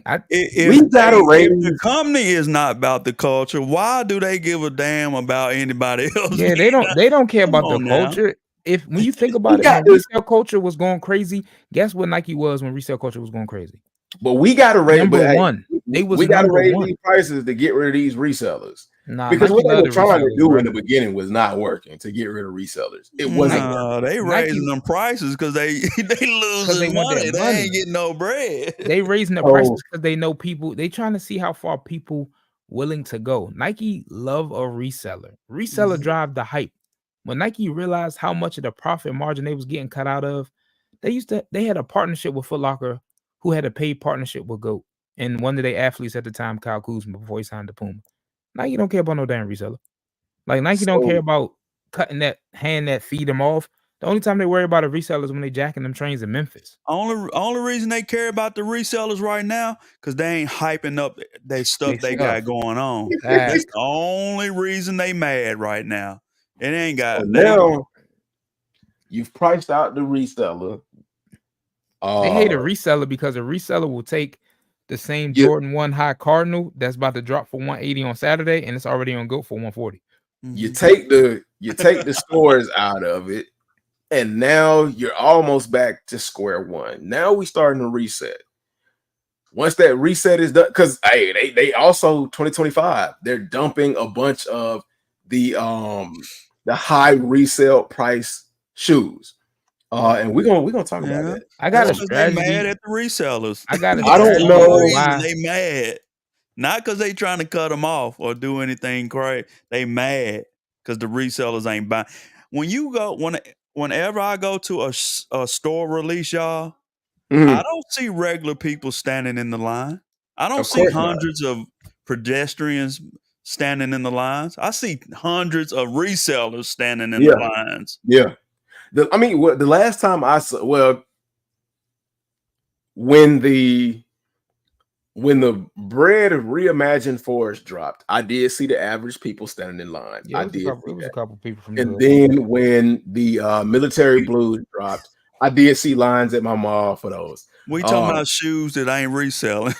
You talking about the Military Blues ain't really right now. like I'm talking about before all this. Well, we've kind of dropped into like a full circle moment. No hype, man. What's good? No hype. KB, what's goody? Hey, look. Speaking of get them Temu shoes for the culture, man. That's right. Every time Average joins and averages in some kind of weird location. And tonight is no different, man. Y'all just gotta see. There we go, man. Your average sneaker guy. The average don't stand for average. Mid nonsense. What's going on? Man, I'll be forgetting, bro. I'll be forgetting you on Tuesday now. Yeah. The people love Tuesday. That boy just left out the gym. We see that sweat on your forehead. Where your towel at? Dap yourself off, player. I'll be straight for the gym. It just got done not too long ago. Hey, Come on the camera with sweat on. You need your dap towel. Where your dap towel? I don't even care. I told the fellas, like, man, I got to go. I forgot my boy gonna go live. Oh man. But I know, man, we didn't got so off of it, and ain't nothing wrong with that. But let me just go ahead and skip through all of the other stuff and just go straight to the conversation, because that was a really important part for me about the conversation of how they actually freaking got these shoes to sell for $9,000. It was freaking crazy. Let me see. Is it that? Because I got a marker for each one of these.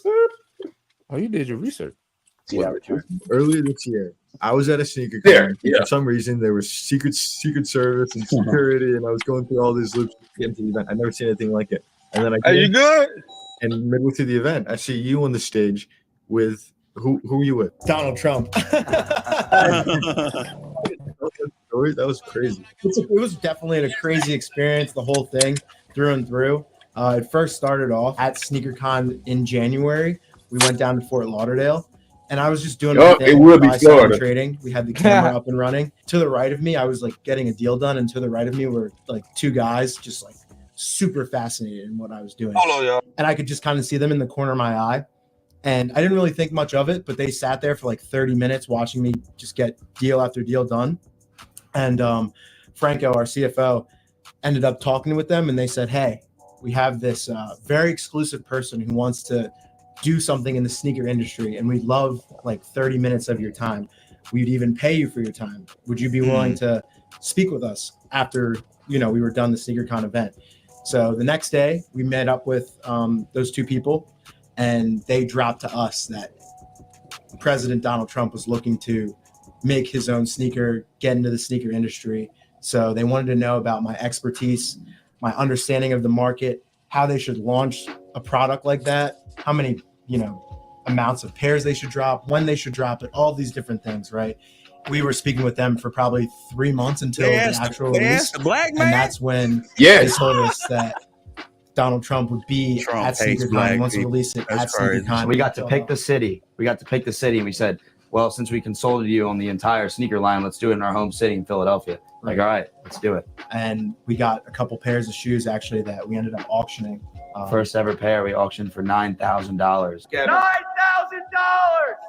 2 minutes later, they were going for $5,000 to $20,000 on eBay. So they actually were worried that we wouldn't be able to sell it for 4 figures. They weren't sure if we should auction it live right at the event. I said, trust me, I got this.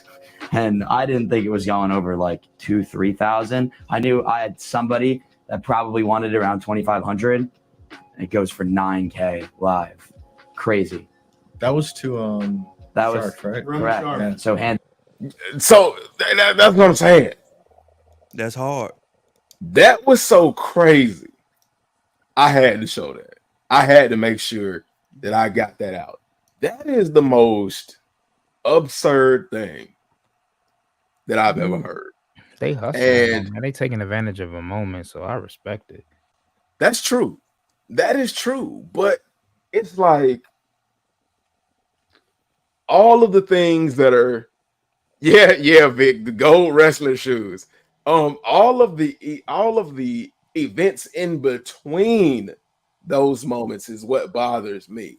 It's like the intent, the thought process in between what you just see up front. That's why I asked you all, do you all think he really cared about, of course the not, event and the individuals? Because I already know the answer to it, but you got to get the conversation going. Because if you don't get the conversation going, people will still be stuck just looking at. Ain't no feelings in doing business, homegrown. Yeah, ain't no feelings in doing business. Right. You look at anytime Donald Trump go on campaign, he went to the Midwest where a lot of people's industries are still like manual labor in the mines and stuff. This man really thought clean coal meant cleaning coal like with soap and water. But the man is going to get into a room, get a Wikipedia entry on what the subject matter is, and try to finesse a vote. He a politician, right? You know what I'm saying? Like, and I know you know that, and I know you saying this to open up a dialogue for anybody who want to contribute or not know. What is he before a politician? Before politics, what he been doing? He was a con man before. Con man, how you got buildings tall? He's a sneaker con man. Come on, bro. Okay, hey, why y'all make it called sneaker con? Sneaker con. Oh, I thought y'all was talking about Trump. I mean, we are. He started sneaker con? No, I'm just saying it's a play on words. But Homegrown was why saying would you say he a con man? Homegrown was saying that in the fact that, like, a lot of Donald Trump businesses, I wouldn't say they cons, but they just don't always end successfully. Right. A lot of so here's the thing. But he's about business. Right, exactly. And see, here's the thing. What is the old saying? Like a snake oil salesman. Oh, yeah. He's not very good at creating businesses, because every business that he created failed. Every single business that he created on his own went through bankruptcy. What he's good at, and that's what they say, the smartest businessmen are the ones who can find people that are smarter than them to make them rich. Thanks. Now, in that sense, he is definitely a genius in that. So, like you said, exactly. He's a businessman. That's just like saying we failed businessmen, because there's other people doing YouTube. Yeah. But we ain't. You can't look at it like that. We haven't failed. Us doing YouTube, we have not gone into any kind of bankruptcy, and we also don't get on YouTube and declare. How much money did he make before he went into bankruptcy? He wasn't making any money. He got that the money he had was off of inheritance. The presidency. You said he had failed businesses that went into bankruptcy. Oh yeah. Yeah, he doesn't. You do know he doesn't own Trump Towers anymore. Trump Casino, he hasn't owned Trump Towers in God knows how long. But he has a you ton do of know businesses. that's what you do with businesses. You sell them off once you establish them and make them Half of them big. get sold off. They just got shut down. Right, but the majority of them, like, go back and look at all the businesses that he's had that are no longer businesses, and you have to deep dive into that. But look at him. He, like, every single thing he's done on his own has not made it. Really? Now, of course, in order to get to be a successful businessman, there are stepping stones. But people who are in that position, people who are in, you said he just made $1 million off those gold shoes, right? But he didn't do that on his own. That was not his idea. But he still, he did it, right? Keep in mind, this is what. But see, that goes back to what I said before. Because don't When nobody I got said the that, shoes yet. you have to remember, I said anything that he's done on his own. Kyrie, you saying the people ain't gonna get the shoes? He gonna run off with the $1 million? That's what he did. I don't think he is. I don't think. I mean, that's what he did. He gonna deliver the shoes to the people. He gonna keep the money. I don't think that's what he did, because that's what he's done so far. Because when he launched the shoes the first time, the gold ones and all the other shoes that he launched with those people have not gotten those shoes yet. And then he's relaunching the second gen of his shoes. They were made to order, though. Exactly, they're made to order, but and people still have not got those shoes. That's crazy. It gonna take a while to get those shoes, though, if they made to order. So we gotta get him that benefit of the doubt, though. But like, if you order some shoes, okay, it's no different for ordering shoes from Saya. His shoes take forever. When you order a pair, established businessman with a factory and. But see, okay, I know, but it still take forever for you to get your product too, though. But see, hold on. Here's the difference between those talking about two. Donald Trump, though. And I'm glad you brought up. I ordered this basketball, something Kyrie made. Right. It took months for me to get it. They didn't tell me it was going to take months for me to get it. I ordered it. They kept spinning me, saying it was going to be a minute before I got it, or something's wrong with the packaging and blah, blah, blah, blah, blah. Right. I mean. But see, I'm going to answer both of you all's questions. I'm going to answer Average first, and then Superfly. I'm going to ask you a question, and then I'm going to answer that analogy as well. But Average, okay, Saya. Does Saya say on his site when he drops his shoes how many pairs are going to be made?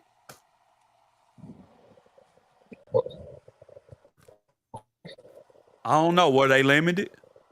Yes. That's what I was going to tell you. On Donald Trump's website.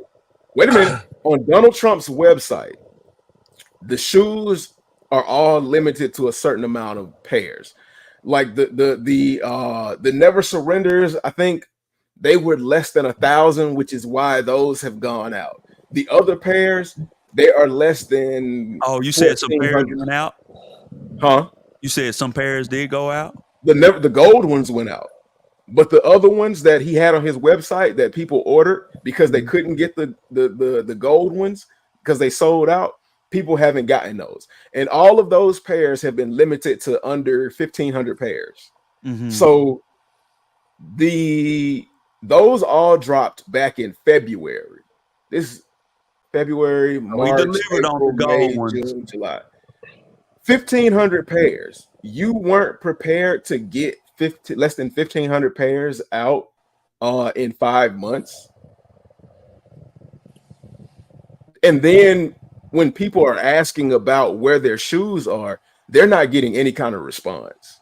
Now, the Kyrie basketball, was there a number associated with how many of those were going to be released? 2,000. Okay, so you knew how many were going to be made. How long did it take you to get that? It took me 2 weeks, but other people, I got in probably late on the deal, but it took other people months. People been complaining for months about they hadn't got their shipment yet. Right.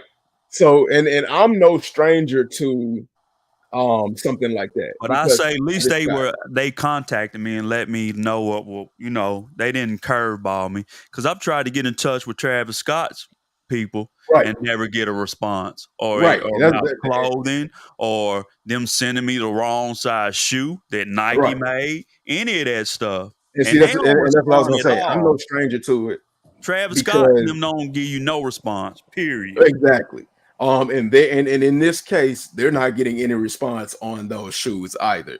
So, and if you look at the web, if you look at his website, like I said before, the website Did says Travis Scott send me my stuff months later? Yeah, they did. After no response, they still sent me my stuff. So I've had to wait maybe like a month or two for like Travis Scott's and stuff like that. And some of the stuff I didn't have to wait long at all, but other people had to wait. But at least when it came to something like that for me, I got a response. And I at least know he sent out responses to some people. With this situation right here, nobody's getting a response. Nobody has seen the shoes, and he's already trying to roll out the second batch of limited releases. Like, where are we doing that? Like with my other collectibles, when I do the early adoption programs for stuff like that, they give a time frame. If they're not able to meet that time frame, I get a message that says, hey, things are getting pushed back. So needless to say, he's already collected that Damn money. artist, but these other folks ain't. Right. Needless to say, and he's collected that money already and put it into his campaign. Yeah, it's already been used at this point. Like, I'm not saying that Donald Trump is not allowed a margin for error. That's not what I'm saying. It's just he's got a history of launching businesses that fail and legitimately lying to millions of people. He's done it before. Now, Saya may be late. Ye might get your order wrong, and it might be impossible to contact Travis. But there's still... I've never heard of him scamming nobody. Y'all the first people I heard talk about him. Really? Oh, wow. Yeah. Man, really? Look outside, brother. It's a lot of people that have funded some products from Donald Trump that have not gotten. I mean, that it's a multitude of reasons that can happen. Because even bigger volume of people buying from him than anybody else. But like, no, I didn't know he was known for scamming. Period. Right. I didn't know he was a scammer. Because before Donald Trump became president, he owned. He owed somebody over $10 million because Donald Trump, of course, he does what a lot of business individuals on that level do. He borrows money from somebody to pay somebody else, and then borrows money from that to pay somebody else. But at the end of the day, he still owes the money, and he used the presidency in order to pay off those loans. Like, there's a difference between liquid assets and, you know, what you actually have. And he's on the bad side of those things. Let's just put it there. He's not on the up and up side of that. But again, I did give him credit for being a good businessman in the sense that he hires people that know what they're doing in order to make him money. I can't take that away from him. But he's also the same individual that said he's also the same individual, without getting too political. And I don't want anybody to take it in the wrong manner because it's not my words, it's his words. He was on TV back in the early 90s saying that Republicans are stupid and they'll believe anything. If he would run for president, CNN would be the party he would run for because they'd believe anything and they stupid. Yes. He said they will believe anything they see on CNN. And he proved that. So, I mean, Donald Trump is the individual where he tells you exactly how he feels about you. And he just lets you be the dummy to say, oh, well, he's just joking. You know, he don't really mean that. No, he absolutely does.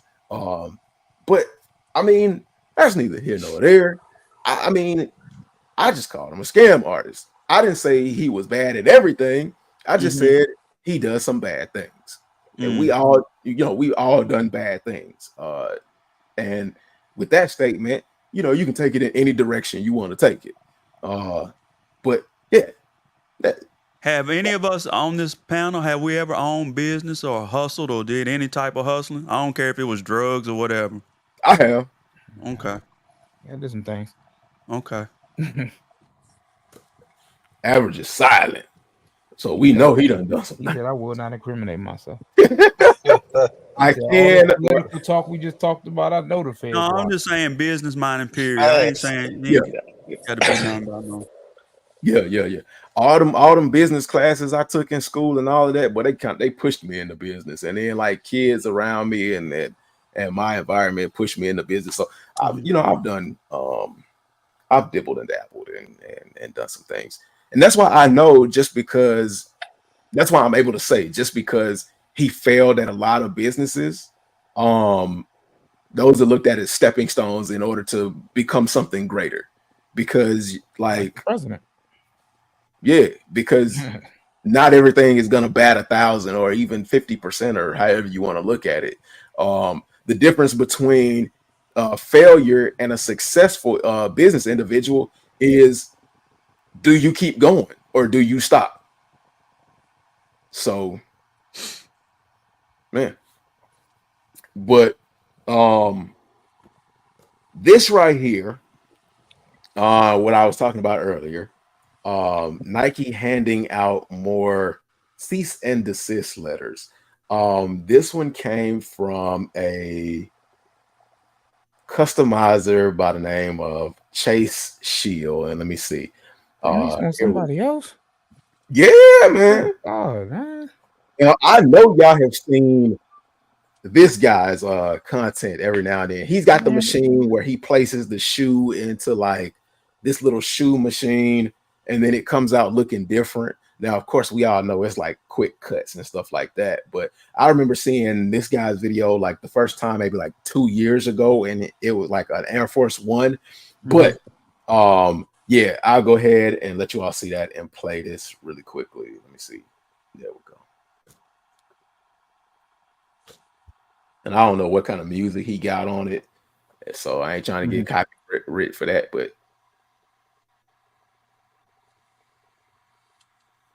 Hold on, he just made a whole shoe.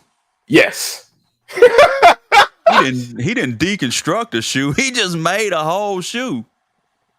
Nike saw that and said, "Oh, time to lawyer up." No, he out his mind.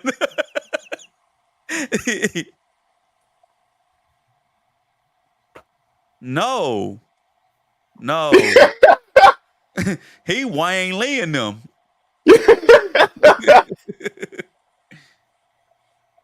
Nah, bro, you can't do that. Right. So, as you can see, Nike sent him a cease and desist letter because he's been doing this with Air Force Ones for as far as I can remember. Is that an original Air Force One bottom? No. Damn, he cold. No.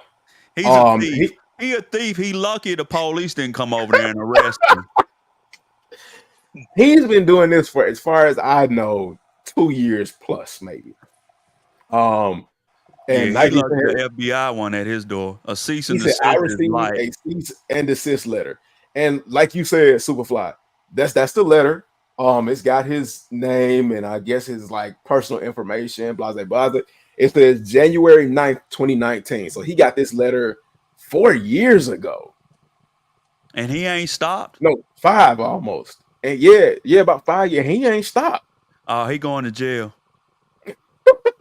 He want to go to prison. It's a Mr. Chase Shield at his email, chaseshield@gmail.com. Dear he might Chase, be trolling y'all. Unauthorized use of registered trademarks, our references.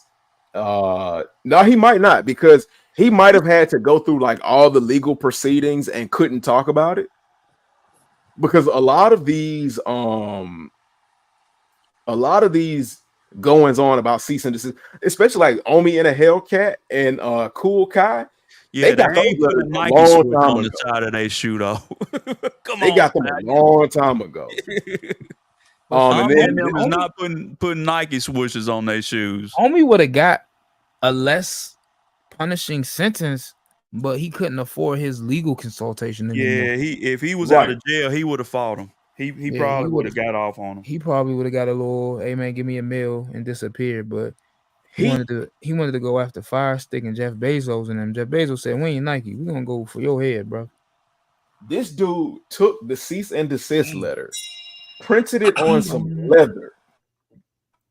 It says, and he's blacked out like the important stuff, but it says, understand that you have applied material bearing the registered trademarks to such and such and sold or supplied unauthorized goods. Something has our client authorized without something has our client authorized or approved your use of registered trademarks. The application of the registered trademarks to of course Nike and the sale or supply of the unauthorized goods without our clients something infringes on our client's registered trademarks. The sales or supply of unauthorized goods constitutes and it's got the other information of section 18 and 29 or of the Australian consumer law. Our client requires that you take the following action by no later than something PM on Friday, January. Oh, he's not in America. No, he's in Australia. Oh, he lucky. Yeah, I was about to say. I just seen he was Caucasian. In jail. If he was doing that here, it wouldn't be no letter. I promise you.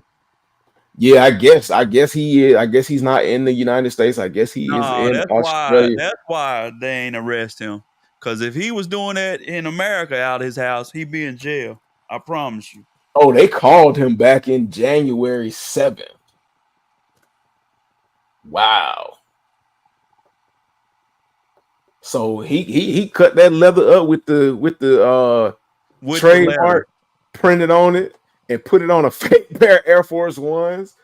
Put it together. Yeah, he's something else. He put on some highs too. He put on some lows and some highs. I wonder, is his daddy the president of Australia? Through the letter and the rest of the trade and the rest of the infringement letter that was on the leather in the trash, kicked it to the side. I wonder what the laws are in Australia, because he is really crazy. Right, because if you look behind him, and I tried to catch it real quick, you look behind him, he got all of the little shoe foot lastings behind him on a wall, so he could make you any size. He could make you any size you want, any shoe. And he said he gonna do it. He said, damn, what y'all think? He wild for real. Let me see if I can catch it real quick. There. Look. He got it all. Oh, I see the moldings behind him. So that's a UA, ain't it? Yeah. UA. Yeah. I mean, wouldn't that be a UA? Yeah, it's a UA for sure. A rep? Yeah, them rep? that's the U asses.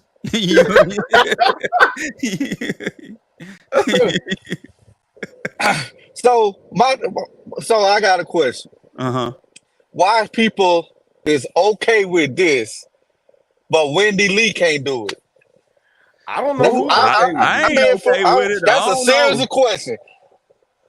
No, I'm talking about people that like custom shoes like these. People that like custom shoes like these. Why are they okay with this, but Wendy Lee don't do it? It's a problem.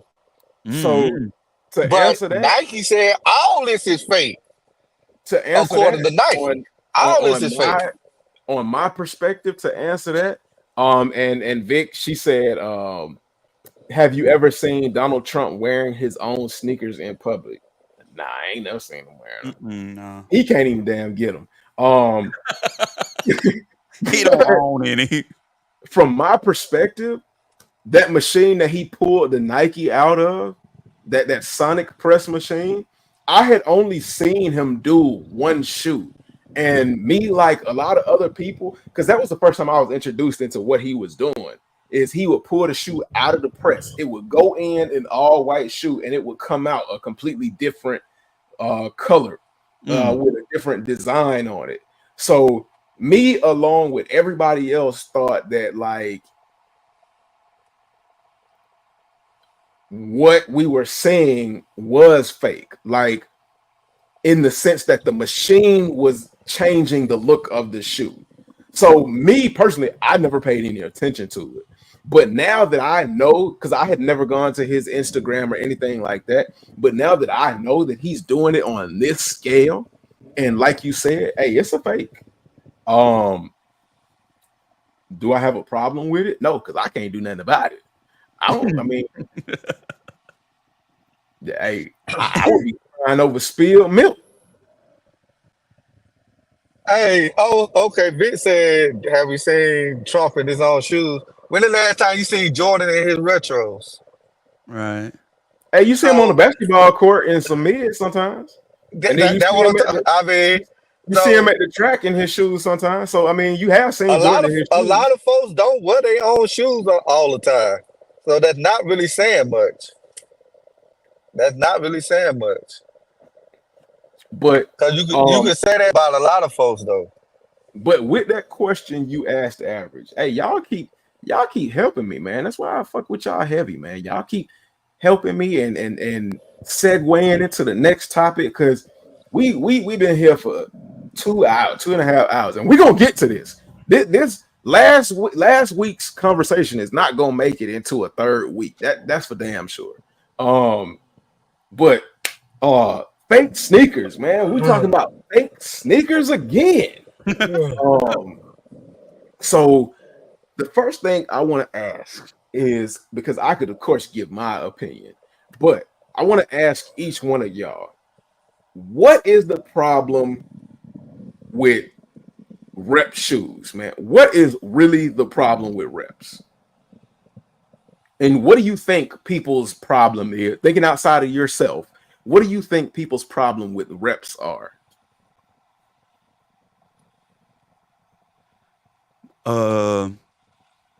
You know those people who be boosting and like they steal all the products out the store and stuff like that, right? And sell them to people. And you know, you ever seen people like that? Yeah. I don't even shop with them homegrown. I don't buy nothing stolen. Period. Okay. If you stole it and I know you stole it, I ain't messing with you. Same thing with making these people stuff that they ain't got the right to make. They stealing. So I just don't do that. I don't mess with folks. I don't buy bootleg tapes. You know, folks used to be bootlegging the rapper stuff and all that. I don't do that, bro. You know what I'm saying? I respect the rappers and I want them to get their bread. You know what I'm saying? Put money in their hand. Right. Okay. Right. I can feel you. I just don't do stuff like that. That's just me. Average, we know you play devil's advocate and you see both sides, but what do you think people's problem with fakes are? I'm gonna ask you, what do you think other people's problem is? I don't know. I can't speak for nobody, so I don't know. I trying to understand that too. What's the big deal about what somebody else got on their feet? Right. That's so. I don't know. I can't answer that for nobody else. Mm-hmm. I don't know what their problem is, because that's a shoe at the end of the day. Okay. As I always say. Right. I hear a lot of people always say that. They be like, you do what you want with your money and blah, blah, blah, blah, blah. Right. But me, I'm going to advocate and I'm going to say what's right. You know what I'm saying? I'm going to try to encourage you to do what's right with your money. What's right? Explain what's right. If not buying stolen products. But you it go ain't to jail stolen. for that too. Receiving stolen products. I've seen people in jail for that's not stolen though, stolen because products. That's not stolen. It just not sold through Nike, but that don't mean that's a stolen product though. Just because it's not sold through Nike and by Nike, that's not stolen. When you buying it directly from them. So how is that stolen? Do it got their logo on it? Okay. Well, how's that stolen? It's infringement. Okay. You go to jail for that. Is it really stolen. Is it really Nike logo? That's what they Yeah. that's what they make you think it is. That's what they saying it is. Hey, but it ain't Nike logo because it ain't made by Nike, right? Nike didn't make it, so it ain't their logo. It's their logo on the shoe. They own the And then, what is the logo? It's a little tad smaller. Cause y'all know it's always something defective about a rep. So if Nike logo is a certain size, Nike and they switches make them in all sizes, small, little, yeah, big. but on a specific shoe that they repping like a Nike check. If they make that logo Nike check a little smaller, that ain't the same logo. Technically, it is, because when it comes to like trademark and stuff like that, it has to be more than 80% different from the original in order to be considered not the same. So, like, if they did a Nike, if whoever's creating these reps or these fakes of the shoe, if they wanted to use a Nike swoosh, it would have to be like, I don't know a way you could 80% change the look of a Nike swoosh and still draw people in with the idea that it's still a Nike brand product. And that's the problem. That's where you start getting into calling it a fake and copyright infringement and things like this, because that's what Nike is suing for.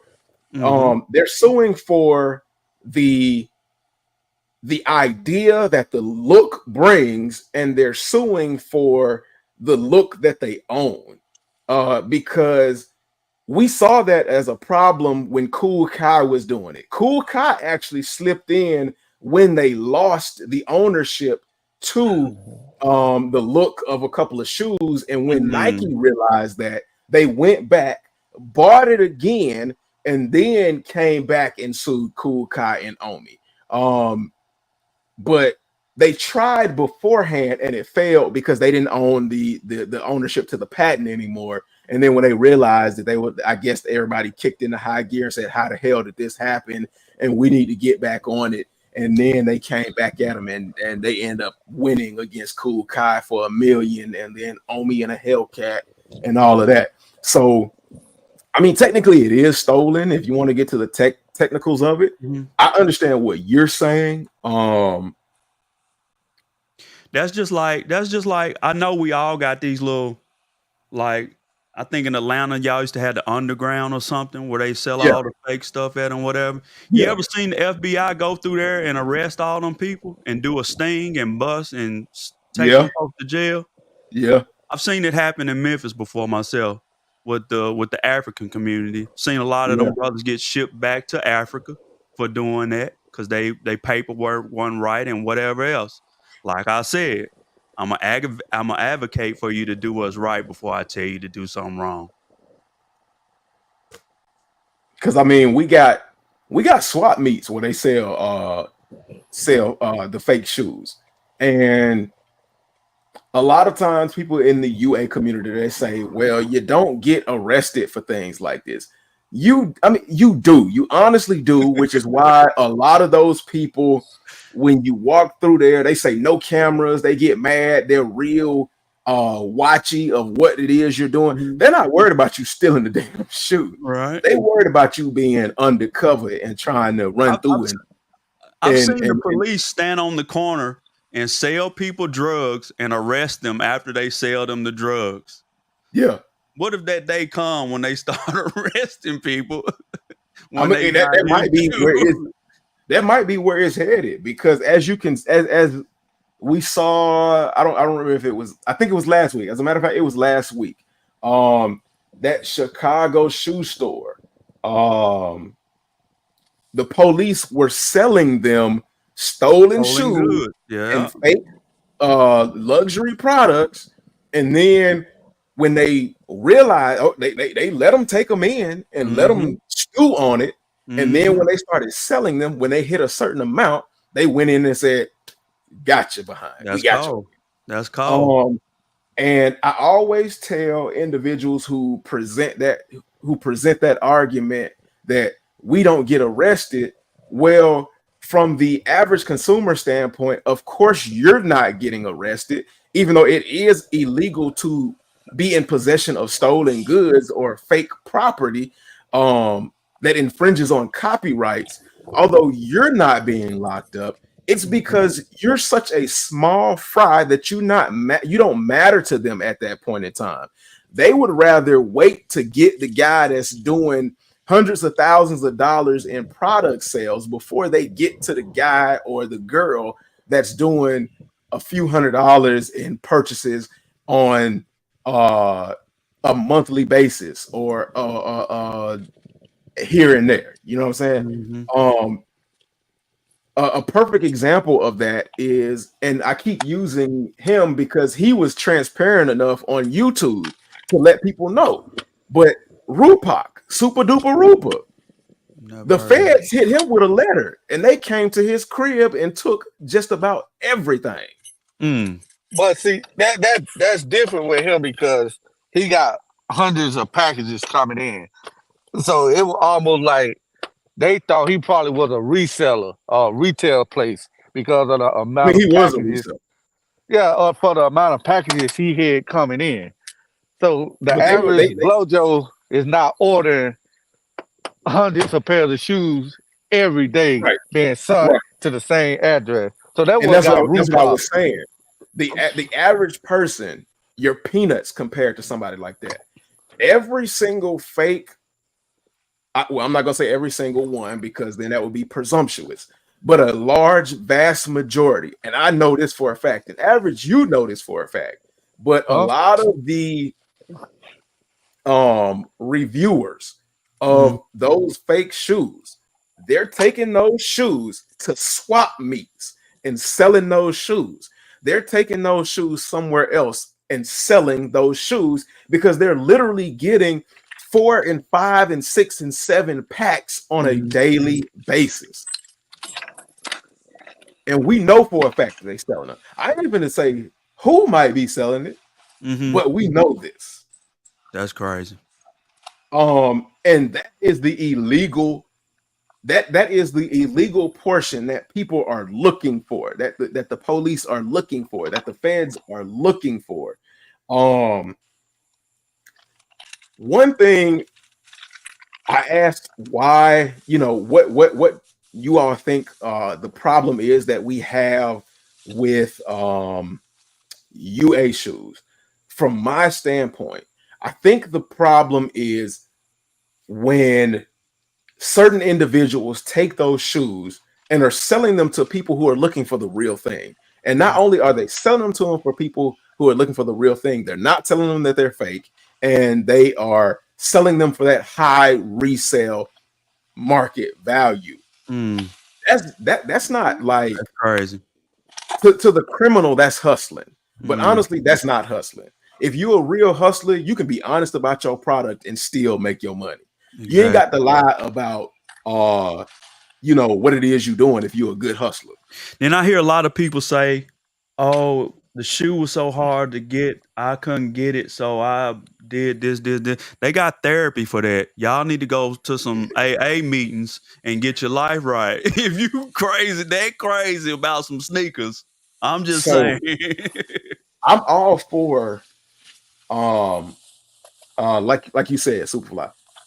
At the end of the day, to be honest, right or wrong, spend your money how you want to spend it, but also be willing to accept the consequences of what it is that you're doing.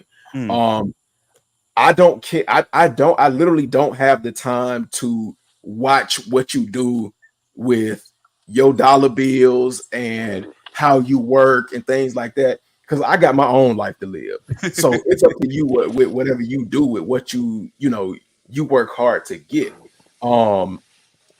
But you gotta stop throwing out some of the answers. Okay, I will give them to you all. They are valid. They're valid to you and valid to other people and things like that. But some of them are people, they just end up talking in circles and they don't make sense. Like ask them a question and they just answer the question with the question you asked them. Mm-hmm. Like they just. I had they one just, guy. He was telling me, he was like, "You resell shoes? How you know the shoes you buying ain't stolen?" Guy was telling me I was a thief, and I'm buying stolen shoes. I'm like, "What are you? How we go from what you doing to I'm doing something wrong or I'm stealing or?" And the guy don't even know me. You know what I'm saying? And just flat out saying, I'm a thief, and if I'm a reseller, I'm buying stolen shoes and woo woo woo woo woo, and I'm like, this community is somebody I don't need to be campaigning with, because it's a crazy, irrational way of thinking. And one of the questions in a live that I was watching, shout out to my guy Soul Priority. He does like some really good content. One of the comments that I was watching in a live, somebody, they were asking, and I presented that question last week. They said, which is worse, buying stolen property or buying fake shoes? And the answer, it was a circle. It's the same. The answer was, well, and they were trying to rationalize the fake shoes. They said, well, the difference is one of them is stolen, which is bad, and then the UA is, well, and no, that is not. That's not an answer. I mean, it's your answer, but it's not really an answer. Right. It ain't gonna hold up in court. Right. And another thing I heard was them saying that people who buy retail, and I've had this back and forth conversation with reps and retail. One of the things that they were saying was, and I thought we came to an understanding. I thought we came to a clear consensus of what the problem was. Don't sell fakes is real. And they like to say that people who sell fakes is real is not part of the community. But on the retail side, they'll sit there and say resellers are a problem and they're part of the community.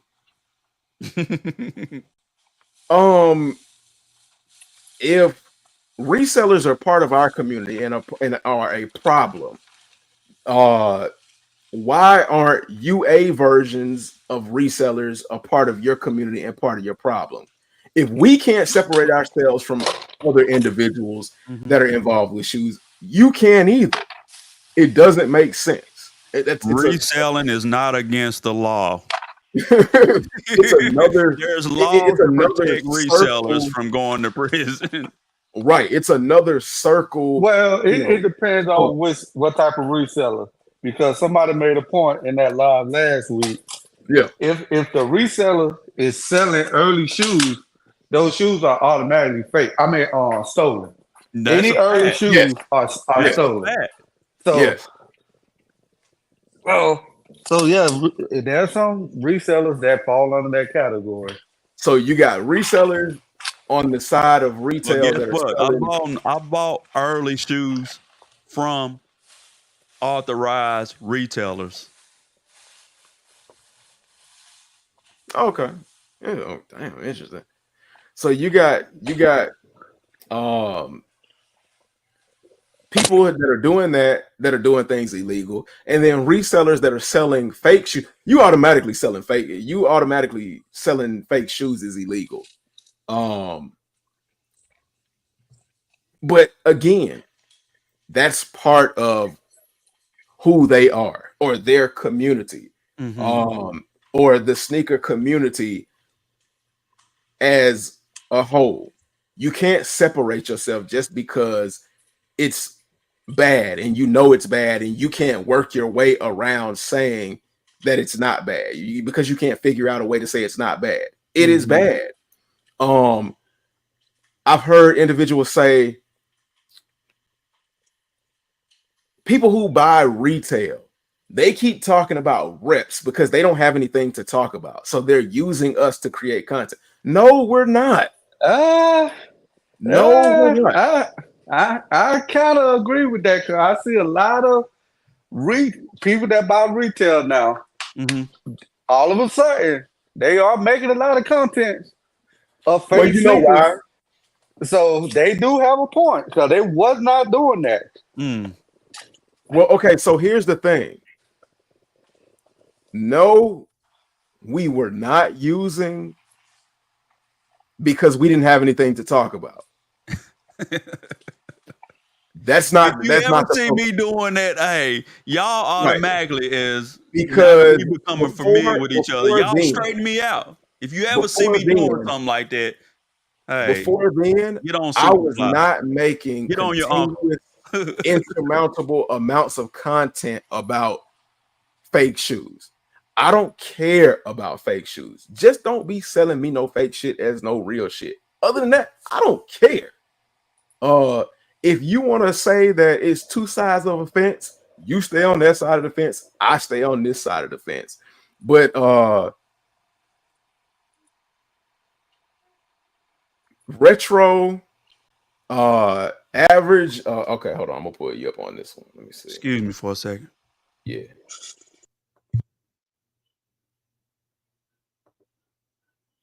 So, okay, all right, but average. We had this conversation with retro. Retro was doing real versus fake. That kind of content is not using them because there's nothing to talk about, because both parties are beneficial. When you use somebody in the context in which they were speaking, only one person is benefiting from that situation. Then all of a sudden, who was it? Complex took that idea and started talking about it. So of course, Complex is the big guy on the block, the popular kid. So that's gonna come up. And of course, they're not gonna give credit to what sparked that conversation. So it's gonna seem like it came out of thin air, but that's not what it was.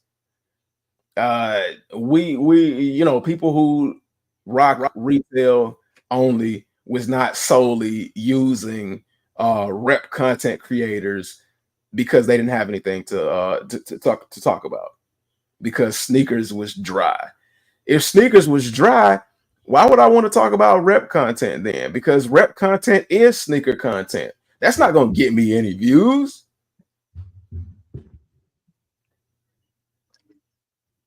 So to say that is a huge reach. That's a bit of a reach in my guesstimate. If anything, this rep in retail fire that's been going on for more than like a decade has been fueling itself, and both sides have been benefiting from this. Retail purchasers are able to say what to look out for when it comes to reps and how tough it is to spot reps nowadays. And rep content creators, they get to say the same thing and to boost their product and to say how good their product is and to say, why are you buying that or paying high prices for that when you can come and get this for cheaper? So both parties are benefiting. Like, we got to stop playing this sob story, this poor me story. Like, I'm just getting beat up on for no reason and blase this and blase that. Because let's not act like people who wear reps don't say that people who pay resale and retail are stupid for doing that. Because one of their arguments is, we keep checking their pockets. Y'all checking our damn pockets. Like you said, I don't understand why it's a conversation. Why can't we just both spend our money how we want to spend it? One side, stop trying to screw the other side over because it ain't funny. I got a question though. Like, yeah, I've been saying a lot, and I'm trying to figure out like why do the people on the retail side get so mad though? And then they try to say, well, the rep, they try to argue and they stance and they standpoint, but I mean, why you so mad about this? Them buying reps, right? So well, that's you know what that. I don't understand. Like they mad that they buy reps, and then get mad when the people that buy rep try to justify why they buying it. So, but why Fiction said from the beginning though? Fiction said, quick question. What are y'all thoughts on the high 85 versus high OG ones?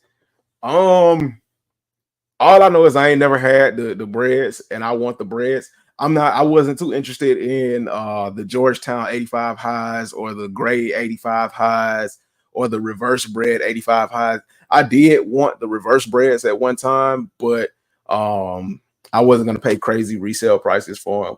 I really truly want the breads because I've never owned a pair of breads. So, you know, they cool. With me never owning a pair of 85 highs, I can't, you know, compare the difference in feel, but yeah, I don't know. I'd have to get a pair of 85s to in-depth response to that, but yeah.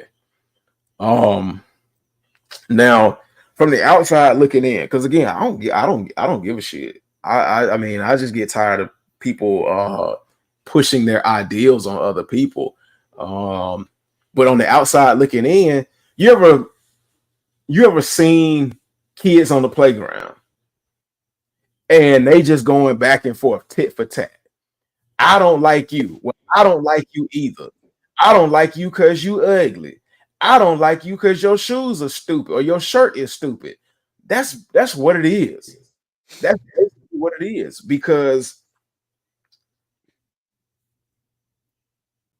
true enough, in the beginning, kids were making fun of other kids for wearing fake shoes because they were visibly ugly. And kids are fickle. Kids only care about what they see. They don't care about the true meaning behind something or the or the bigger picture. Kids don't care whether your parents can afford a name brand shoe or not. So they gonna get made fun of. Those kids that got made fun of for wearing shoes that their parents could not afford turned into two types of people. They either turned into the individual that grew up and went and started buying what they could not afford as a child and going crazy and all of that for those things, or they turned into the kid that, in the case of shoes, decided, look, they got these reps. These reps look just like these retail pairs. They look good enough for me, so I'm gonna go ahead and get these because I'm not gonna spend crazy dollar amounts when I can just get it for this price. So as adults, when those two come back together and they meet back in the middle, the kid that was made fun of is still angry, because every time they had that conversation, like when somebody that wears retail pairs, and it's crazy. Of course, the anger on both sides is crazy. But when the person that wears retail pairs, they say, I don't understand why. And it never starts out as like a pure insult. They say, I don't understand why you gonna buy a fake shoe when, if you really want the real thing, because the American mindset is hard work to get what you want. Hard work, scrap, save, fight, and then get what you really want. So they're going into it with that mindset. I don't understand why you go and buy the fake shoe because fake shoes don't hold together and fake things don't hold together like the real things, like we have been taught, when you can just save up your money, work a little bit harder, because that is the quintessential argument. Save up your money, work a little bit harder, and then get that thing that you want. And you'll feel so much better that you put in the hard work and you did what you had to do in order to get what you want. But then on the rep side, they'll say, so you count in my pockets. And who's to say I don't work hard? Right. And why would I want to spend all of my money on one thing when I can spend that same amount of money and get multiple things? You're a fucking idiot. When at the end of the day, honestly, they shouldn't take it as an insult. I would more so, and again, I can't tell you how to feel. You feel how you feel. And how you feel in the moment is neither right nor wrong, unless you're doing something that's going to hurt somebody else. But at the end of the day, in order to avoid all of that flare up, you could honestly say, okay, I hear what you're saying. I respect your opinion, but I'm just going to tell you that in this case, that's not where my mind is at this point in time. This is how I worked hard for this money. It's my money, and I'm going to spend it how I want to. But thank you for the bit of advice that you've given me. Instead of saying, you a dumbass. Why the fuck would you do this? Why the fuck would you do that? What backs up somebody that buys retails, claims, and things like that? The only thing that I could say they should have, that they are valid in the anger, is when reps are being sold as real pairs and you're spending that money that you worked hard for on something that's not real. Because what's the most valuable thing that you have? Average said that it is real. Well, but what's the most valuable thing that you have? Is your time. You can't get time back. You spend your time working to make your money, which kind of makes your money almost as valuable as your time. Homegrown. I equivalate this to that cousin I got that he roguish as hell. He can't help it. He be stealing all the goddamn time. And when you catch him stealing, he try to justify it and argue with you about something he just stole from you. Right. You know what I do? I know. I just stay away from him. You can't come around. You can't come around me no more. Stay away from around me. Go ahead, Average. At the end of the day, the retail people got to understand these people know what they buying. They understand what they buying. So why are y'all so upset? You want to know why they upset? It's because they upset that they can't get the Travis Scott shoe. They can't get the Off-White shoe.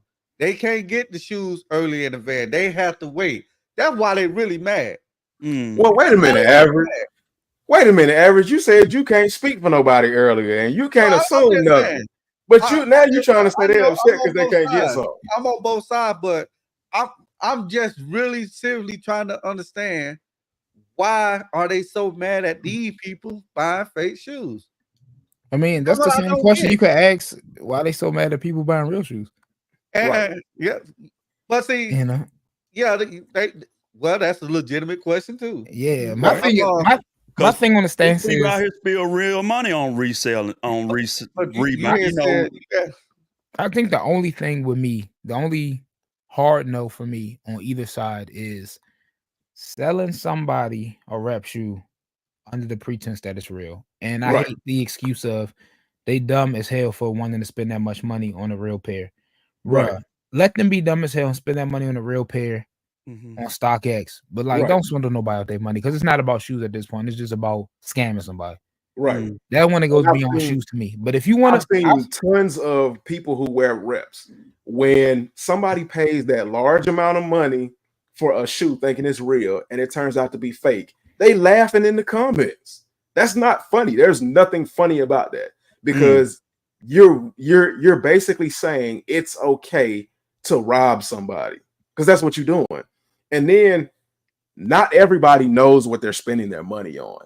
I did a video a couple of years ago where I said there is nothing wrong with you wearing a rep, selling a rep, but let people know what they're buying. Because the thing used to be, and it still is, they would say it's the same material, it's made in the same factory, there's no difference in the real and these. So they were basically painting a false image. But okay. And So you got new people coming in. You got new people coming in all the time. And those new people are green to the situation.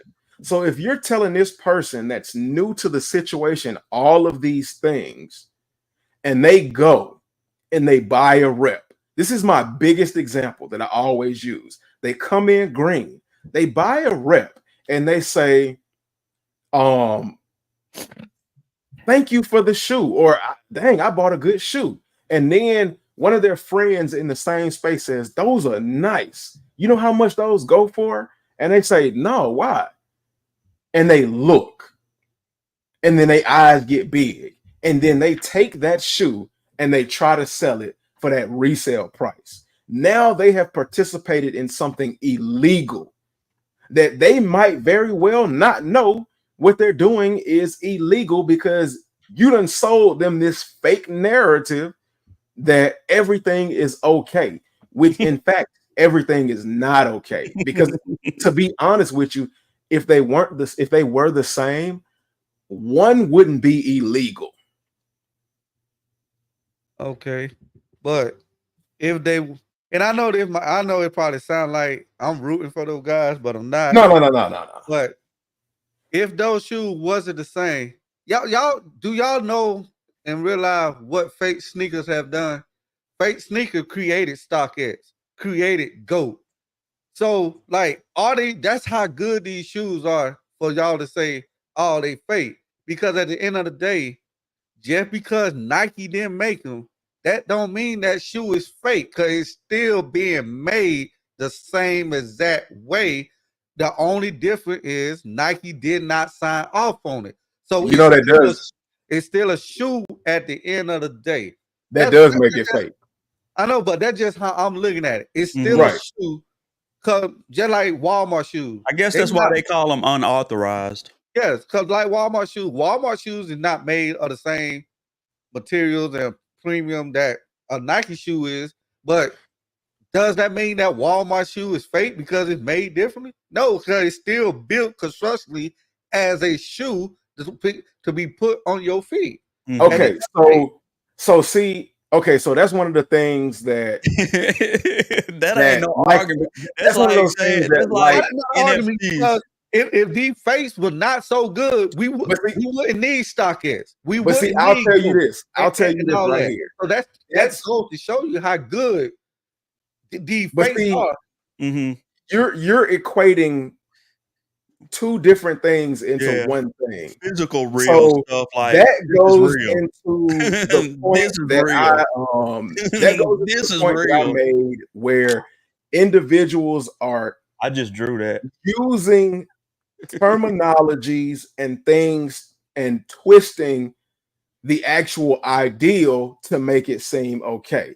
So your Walmart example, those shoes, or any fake shoe in that sense, in the sense of, don't say fake homegrown, say unauthorized. No, I'm gonna call it what it is. Hey, hold on. In the sense of being able to put it on your foot and walk around outside in what is perceived as the real world. Of course, they're not fake shoes. Right. But in the eyes of the law and ownership of what's yours and what's mine, they are fake. Now, the shoes in Walmart, I'm gonna tell you what's not real is an NFT. Those are not real.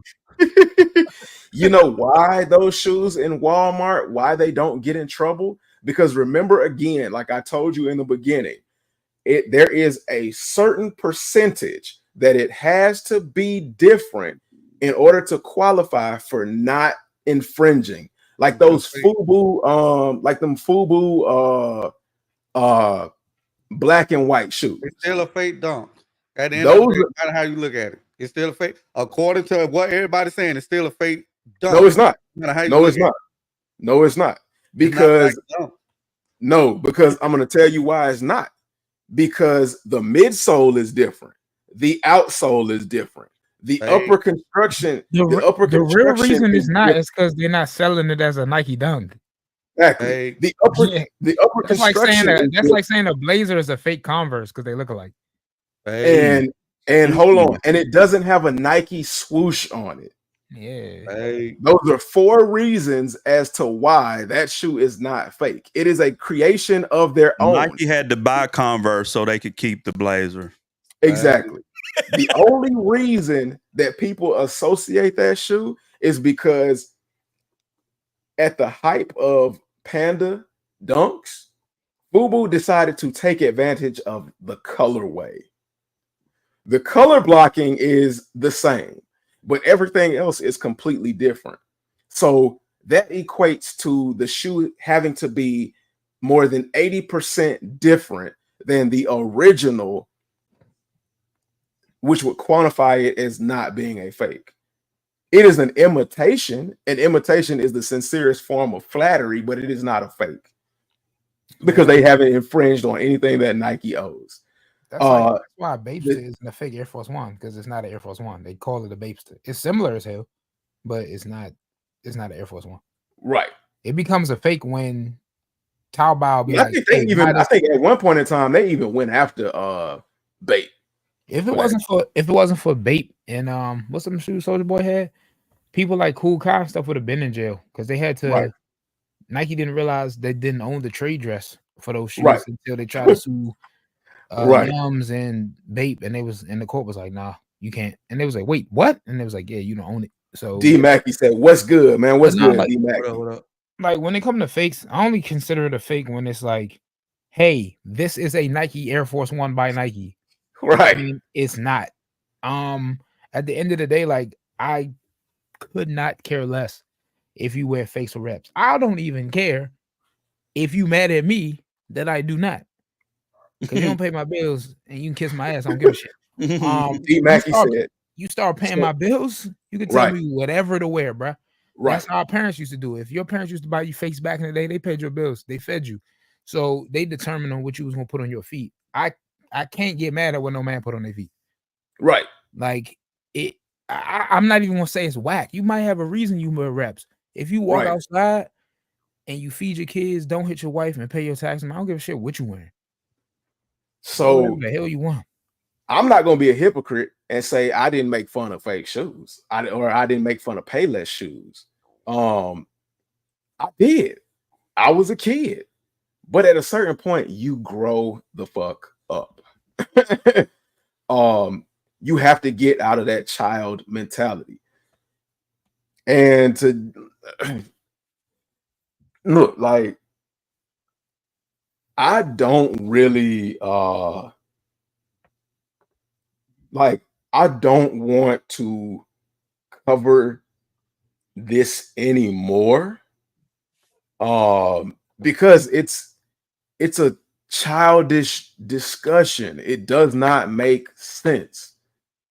The last time I talked about it, I said we fall under the same umbrella, meaning we fall under the umbrella of we like to wear shoes of a certain look. Yeah. Okay.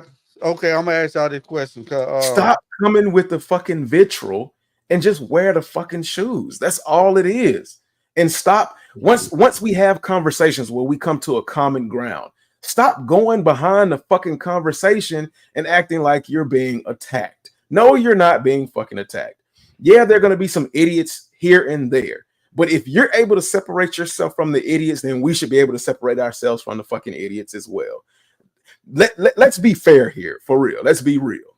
Okay, with that being said, it's a video going around IG. Yeah. So do y'all consider the people that buy fake sneakerheads? I do. The people, the retail people said no. And I'm trying to see what's the difference. How are they not sneakerheads? I've heard them say because, and I mean, there are kind of some weird rationales behind it. They said because they're not able to have a story in terms of how they got the shoe. It's not an original story to what people are used to hearing. And for me, that's a reach. About those shoes. So that made me not skinhead. I'm right. I can care less about a story about how I got shoes. I couldn't tell you that I cared about a story. So do that. They be like, you don't have that. They be like, you don't have that feeling. Now I can't say that I don't care about the story. Now, an interesting story of how you got the shoes that you got is always an interesting story, and that was one of those things that drove sneaker content, because it let other people know that they weren't alone, that they were able to find another level of common ground. Hey, you weren't able to get it. I wasn't either. You were able to luckily run into it at another store at another time when you thought that there was no chance of you getting it. Hey, me too. Or you had to stand in the line stupid early in the morning, sit out in the cold and go through all kind of craziness to get it. Hey, me too. Hey, that's an interesting story. Cool. We got a story to tell. Versus what they say, somebody who purchases reps, they just hit a button, or Wendy Lee or Shaolin call them up and just say, here you go. And that's the beginning and the end of their story. And that's dumb, I don't because know. if you buy it off the sneaker app, you hit the same button. Hey, this is me talking right now, and this is real. Yeah, so that's dumb. Oh, that is not legit because they can hit a button. Well, if you open that sneakers app and you bought the shoe, you hit a button. Same thing. Like, some of the stuff they be saying is just dumb and don't make sense. I mean, yeah, but that's what I said. There are some idiots around here, just like it's some dumbasses over there. But here's the thing. They always believe that they can separate themselves from the dumbasses and that they shouldn't be held liable for the idiots. So if y'all feel like y'all ain't held liable for the idiots, why are we held liable for the idiots? Why do our idiots turn into us needing and using you all for content? That doesn't make any sense. I don't know, homegrown. It's been a lot. It's been a lot lately. And I don't want to say we started there about a month ago, but it's been a lot of people. That's what I'm saying. Yeah, we definitely are this era's pioneers of starting that conversation back up again. But I'm just saying though, like, honestly. So it's your fault, homegrown. You're messing with the UA community. Is that what you're doing? That's hilarious. I need that. No, this is real, average. This is me talking, and this is real. I ain't say that. I did not say that. And I just hit a button. Hold on, I hit the button. Like, again, the only question I have. Let's go. Let's go. The only question I have, I'm okay with saying there are some idiots that say stupid things and do stupid things for stupid reasons. That's why they're called idiots. There are plenty of them here. But what the fuck makes you think that you can separate yourself from those idiots? Just like you say, people who wear retail pairs are using UA people for content. What the fuck do you think people who are wearing UAs are doing for people who are wearing real shoes, using them for fucking content? At the end of the day, shoes are shoes. We all using the same source for content. Exactly. Right. So that's how I'm looking at. Shoes are shoes. It's still a shoe at the end of the day. I will say, I wouldn't say certain people are using UA people for content, but at the same time, hit our gas station shoes real. I'm sorry. At the same time, no, it's what's hot in the streets. It's the same way people in countercultures be like, hey, how all these mainstream motherfuckers talking about ASICs now, brother? It's right. It's a topic now, bro. UA sneakers are a topic. I'm gonna fucking talk about it. Like, I wanted to hit on that because I heard you say you seen everybody in the hood wearing the ASICs. I come up in the 80s, man. early 80s, late 80s. Born in the 80s, crack baby. Asics was a thing, bro. Your average dope boy had on him my Asics kicks with the jogging suit, the whole nine. You know, it's always been a thing. You know, but like, so I'm like, I really, the only thing that frustrates me, and I can't speak for everybody because I can only speak for the individuals that I know had that conversation and came to a commonality.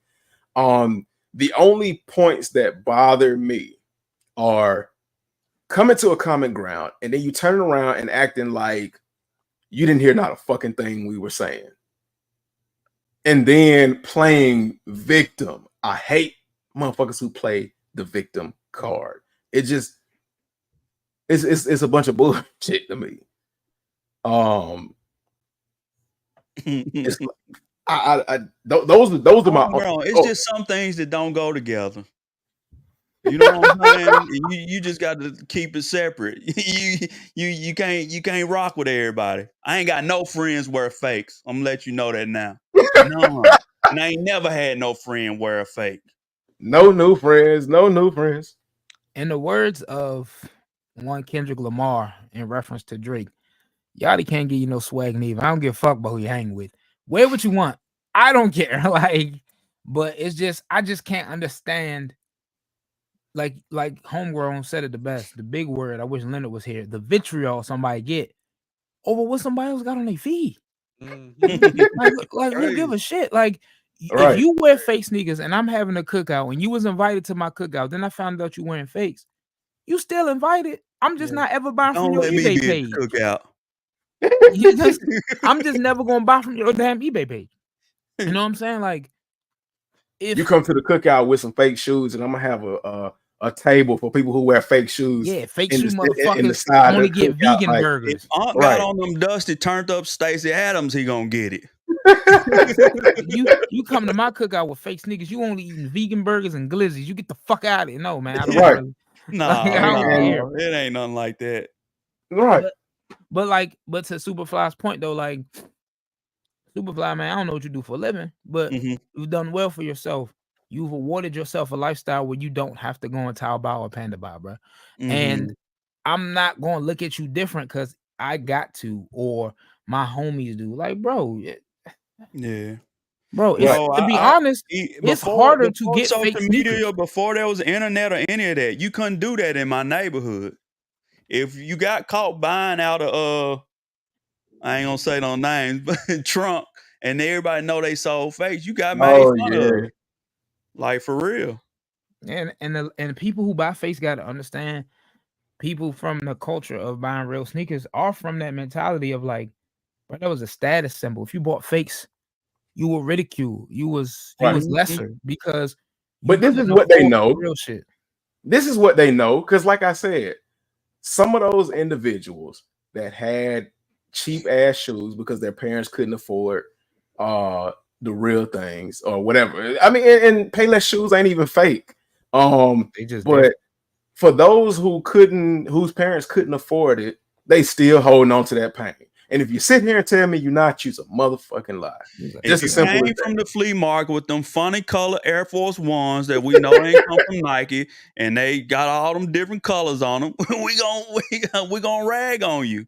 I remember you still my partner or whatever, but we gonna rag on you. I remember about 5 years ago. I was out with my homeboy, and they had like it was like a store, and they had shoes in the store, just a bunch of shoes. So it was like a shoe store. I would say it was a shoe store.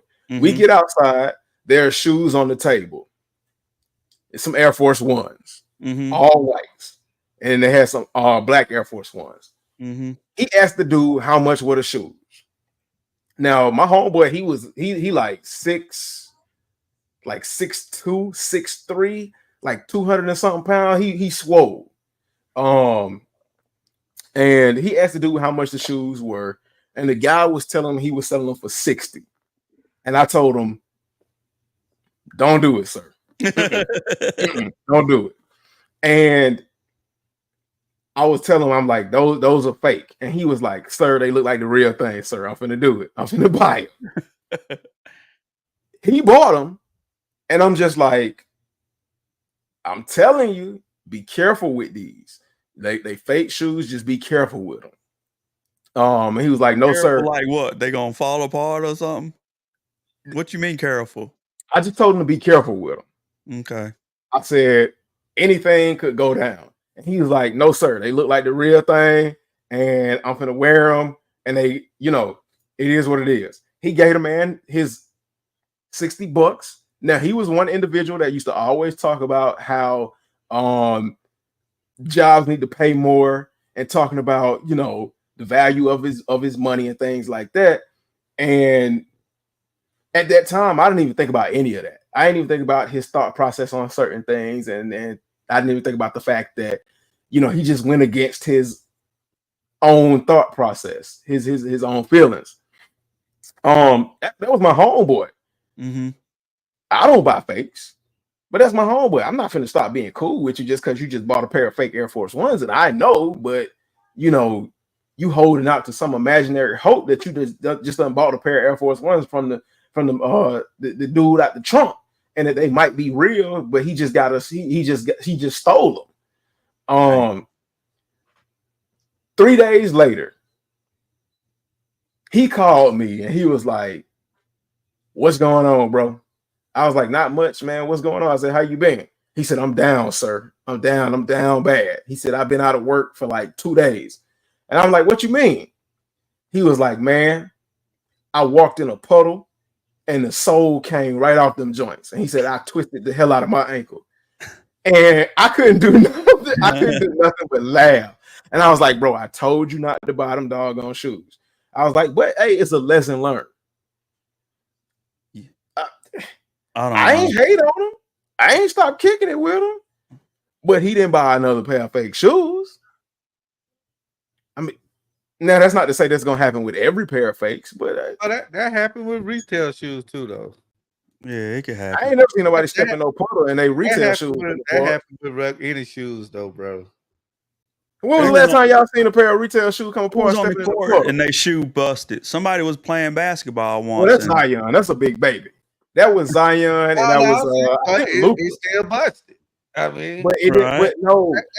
And I think he broke his ankle or something. But you see the difference. But the difference between that and the story I just told is this was casual wear. This man was not sprinting and putting G's in these shoes. I don't know, brother. You might have evil eye. Don't make sure you don't look at me. This dude, he was just regularly walking to his car and the sole separated from the upper of his shoe, and 6'3", 200 and some pounds went tumbling. Like that is not a pretty picture. That is not pretty at all. It can happen. Yeah, it can. A lot of Jordans over time crumble. But these are brand new. These were brand new Air Force One. So stuff can don't know brand new shoes crumble. It's your fault, homegrown. Everything's your fault. People making the content on UA versus retail. The guy broke his shoes. It's got something to do with you. It very well could be. Hey, I'm willing to take that heat because I'm willing to have a conversation. All right, somebody got to do it right. Don't bullshit me. Like we can have a conversation, but don't turn around and bullshit me. I mean, these are cool people, but at the end of the day, man, don't what they say, don't play friend and then turn around and be my enemy. Right. I don't think I want to jump in that water because that community of people seem like they're on a different level. They starting to comment on my videos and stuff now. And it's getting weird. Ever since I started coming in contact with a few folks, it's just getting weird. Yeah, so I already know. Don't ask me to come on your platform. I ain't gonna do it. I can't do it. Why not, man? Why not? I can't do that. They a different breed of people. I already know we're not gonna get along. Average. No matter how hard we try to make it good, we just not gonna get along. I'm sorry. Yes, so I guess so because in them conversations, I tried. Yeah. Average even tries by seeing both sides, but the conversation still continues on. Average Man. trying to be friends with them folks, and they really don't mess with them. I don't care though, because I say it's not gonna affect me at all. Right. So I don't care at all. So I just don't understand, like, what's the big fuss about Yeah, it? they got a whole different following, and they be in the comments. They get to saying crazy stuff. It just be wild. I was like, I did it on Instagram. I tried to be in the conversation. I was like, nah, this ain't gonna work. I already know it's not for me. Instagram is yeah, they all in the comments with the foolishness, and I'm like, wow, this a different breed of people over here. So you know exactly what I'm saying is No, when you ask a question, one is enough. One and done. One like and done. In a lot of instances, and it'll be the content creators that know the truth about the situation, but will let the individuals who follow them just talk a whole bunch of nonsense just for the sake to keep them shoes coming in and keep the money coming in and stuff like that. It's like, man, these people already religiously follow you, man. Just go ahead and tell them the truth, bro. Just go ahead and tell them what it is. And if man. you got that gift, if you got that gift to sell stuff, you got it whether you're doing it right or wrong. Right. Period. I'm like, you don't even have to make up a fake story because you've already got their attention. They already freaking locked in. So just tell them. Just tell them. Just be like, yeah, LT man, what's going on? He said, yo, HGK, hope you're doing well. Much love and respect from Chicago, man. Salutes to Chicago, brother, man. Thank you for coming up through. on phone now. But just go ahead and say, look, what we buying is illegal shit. But if you okay with it, don't worry about what nobody else fucking say.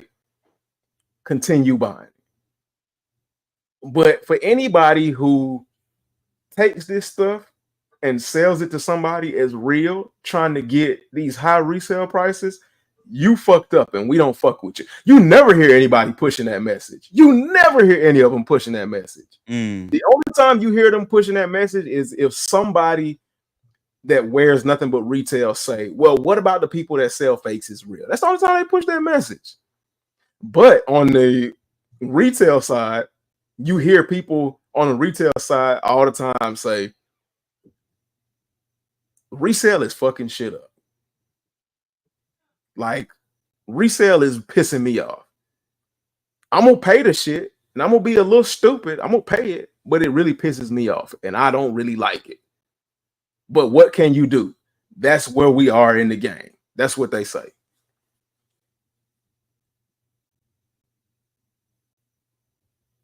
That's my spiel. That's my spiel. That's the real deal as I see it. God bless everybody. Right. God bless you. Spend your money how you want to. Do what you want to do. It's up to you. Just don't sell that fake shit as real, because that's some real doo-doo. Just like that lady who got them doo-doo hands. Hey, don't come up in here with that shit. That's crazy.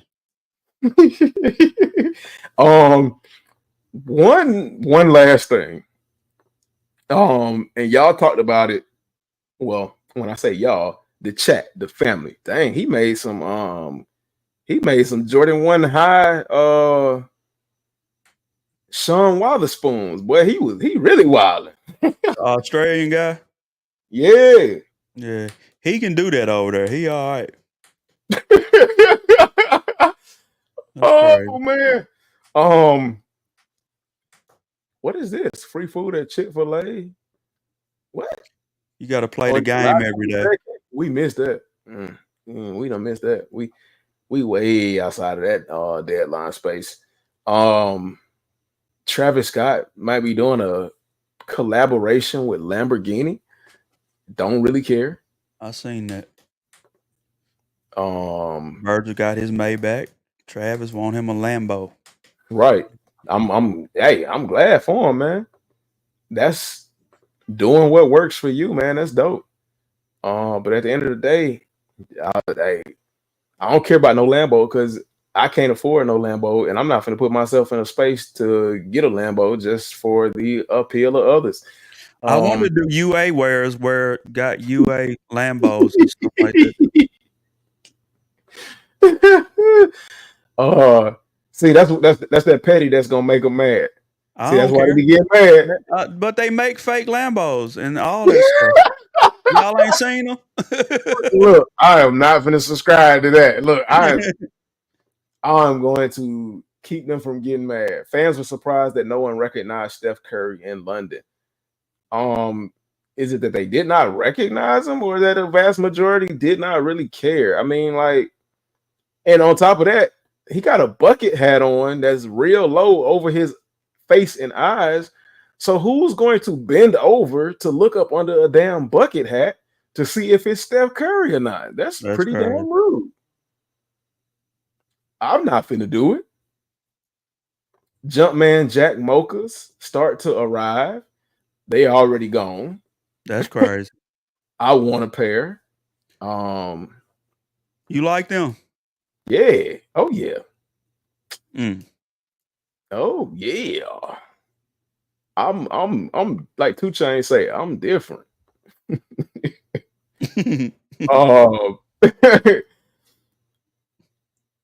These are the shoes for 2025 that are absolutely indeed confirmed. Again, it is just July, gonna be August, and we talking about 2025. I don't know why I will say that we are in this position where we're talking about shoes for next year, but it is what it is. The list is here, and I'm gonna thumb through some of them really quickly. So it looks like some what is it? Some reverse shadow or shadow 2.0 85 highs. They can keep those for me. The bread 85 highs, I like those. The UNC, I don't think those are 85 cut, but I think those are UNC reimagined highs. I think these are furry dunk high. Furry dunk highs, furry panda highs. I don't know. But I definitely don't need them. I didn't need the first iteration of these, and I don't need the second one. I'm gonna call these the Kool-Aid Man reimagined Jordan 1 highs because it's got the red right all up in here and the blue like the Kool-Aid Man. That's correct. I don't need those. These right here, I don't know what to call them, but I don't need those either. I love blue. These are kind of cool. TBD. I'll let y'all know at a future date. These joints right here, nope, don't need them. These Travis Scott lows, don't need them. These right here, I like them. I don't know if I would put those in the need category for myself. These Travis Scotts, don't need them. These right here, don't need these either. Royal lows, don't need them. I want the highs. I don't know what these joints is. They almost look like a Chinese New Year pair of Jordan 1 lows. Pretty interesting. That's a TBD. These lows, don't need them. Don't need them. Don't need them. I got the highs, so I don't need them. Coral lows, don't need them. I don't know what the hell this is. What is that? I don't know. Look like the Dookie Brown 3s. I don't know. Don't need them. Black Cat 3s. Don't really need them. Wasn't a huge fan of them when I first saw them. Y'all can go back and check a lot of the lives where I talked about these. Didn't really need them. Me and James, we went back and forth on the ideology of these. These right here. Don't need them. I don't know what these joints is. I don't need them. These are like some Valentine's Day 3s. Don't need them. These like they might be like some I don't know, cool gray-ish 3s. Don't need them. They dropping a lot of 3s. I don't need none of these. What are those? The Motorsport blue 4s, if this is like the original one, I might get them. But if this is suede upper, and it kind of looks like that from afar, I don't need them. I don't need to pile up on 4s anymore. Don't need these. Definitely don't need these. These are interesting. And these are pretty interesting, but these two look like they might be women's releases right here. Well, all of these down here look like they might be women's releases for 4. So if they are, just know you heard it here first that those are women's releases. So don't be shocked. What else they got? So that was the UA list or the real list? This the real list of everything confirmed for 2025. These like they might be the Black Cat 4s. Are they dropping the Black Cat 4s again? Yeah, they need to because the resale prices are ridiculous. That might be in line with them putting their foot in resellers' asses. So I mean, okay, yeah. That's to be cool. honest, another reason I think they dropping all of the quote grails is because with recent shoes that they thought would sell out, the newer generation just don't care about them. I think they trying to dump them off now because like we care about them and we still buying shoes, but I promise you in like 20 years. If the undefeated 4s with a retro and the people who growing up in shoes now would see it, they not gonna give a shit. Right. Nike noticed their last chance to bring out stuff like Wu-Tang Dunks and undefeated 4s because like those are untouchable. If they release the PlayStation Air Force Ones in 20 years, man, kids gonna be on like PS10. They're not gonna give a shit about no PS2. Like, and I don't think people realize that like Nike is unveiling grails. Like, yeah, these old grails, they are reaching the end of their era. Like everybody in this age range is the last ones that care about this shit. And Nike is not doing a good job of keeping them stories alive. Right. So like now's the time. Like to be honest, stuff that people like my older siblings would consider grails, like if they brought back the Flash SBs from 2003. How many people listening right now even know what the fuck dunk that is?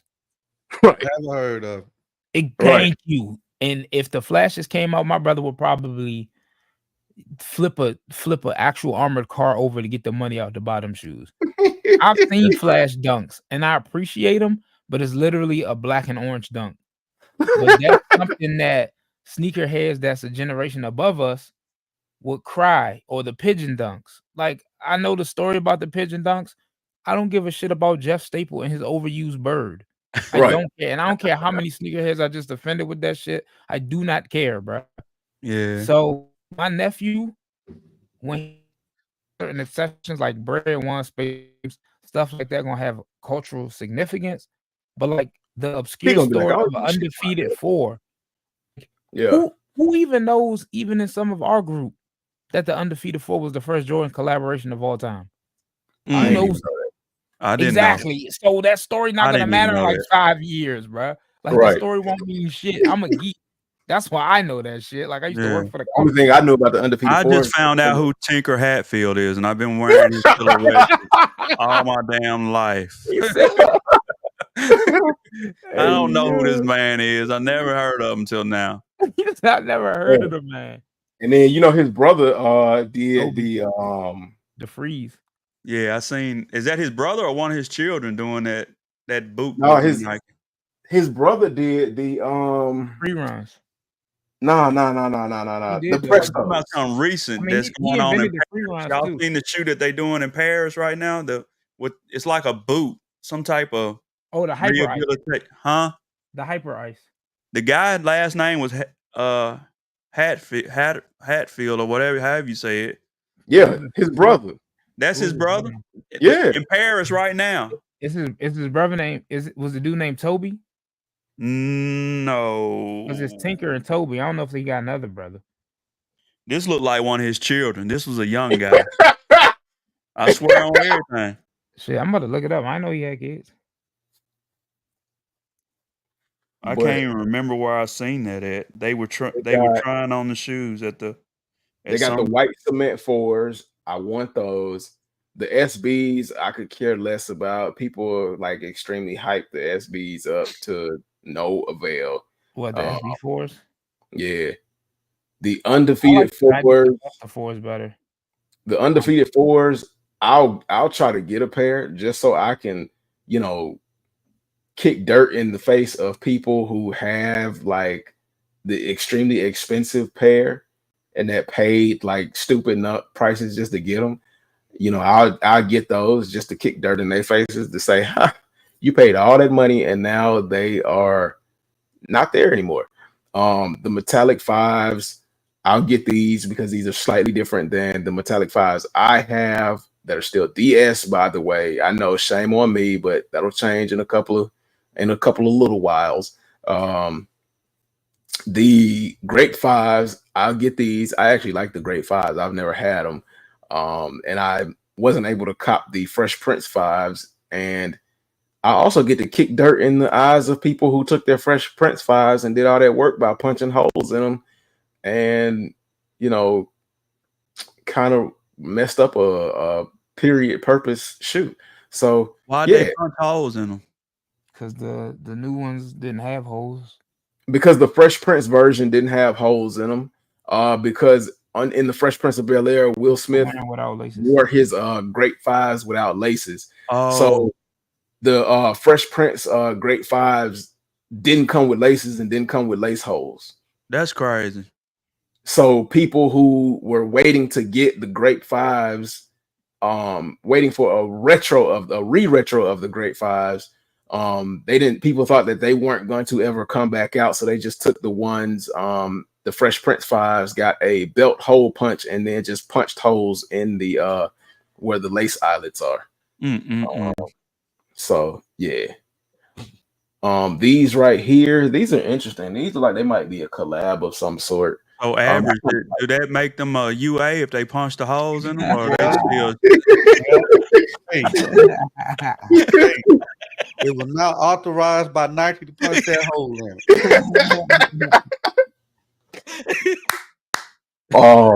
The Aqua 8s, not a super appealing shoe. Hey, I'm gonna be honest. Hey, now watch your mouth there. But watch your mouth on them Aqua 8s there, brother.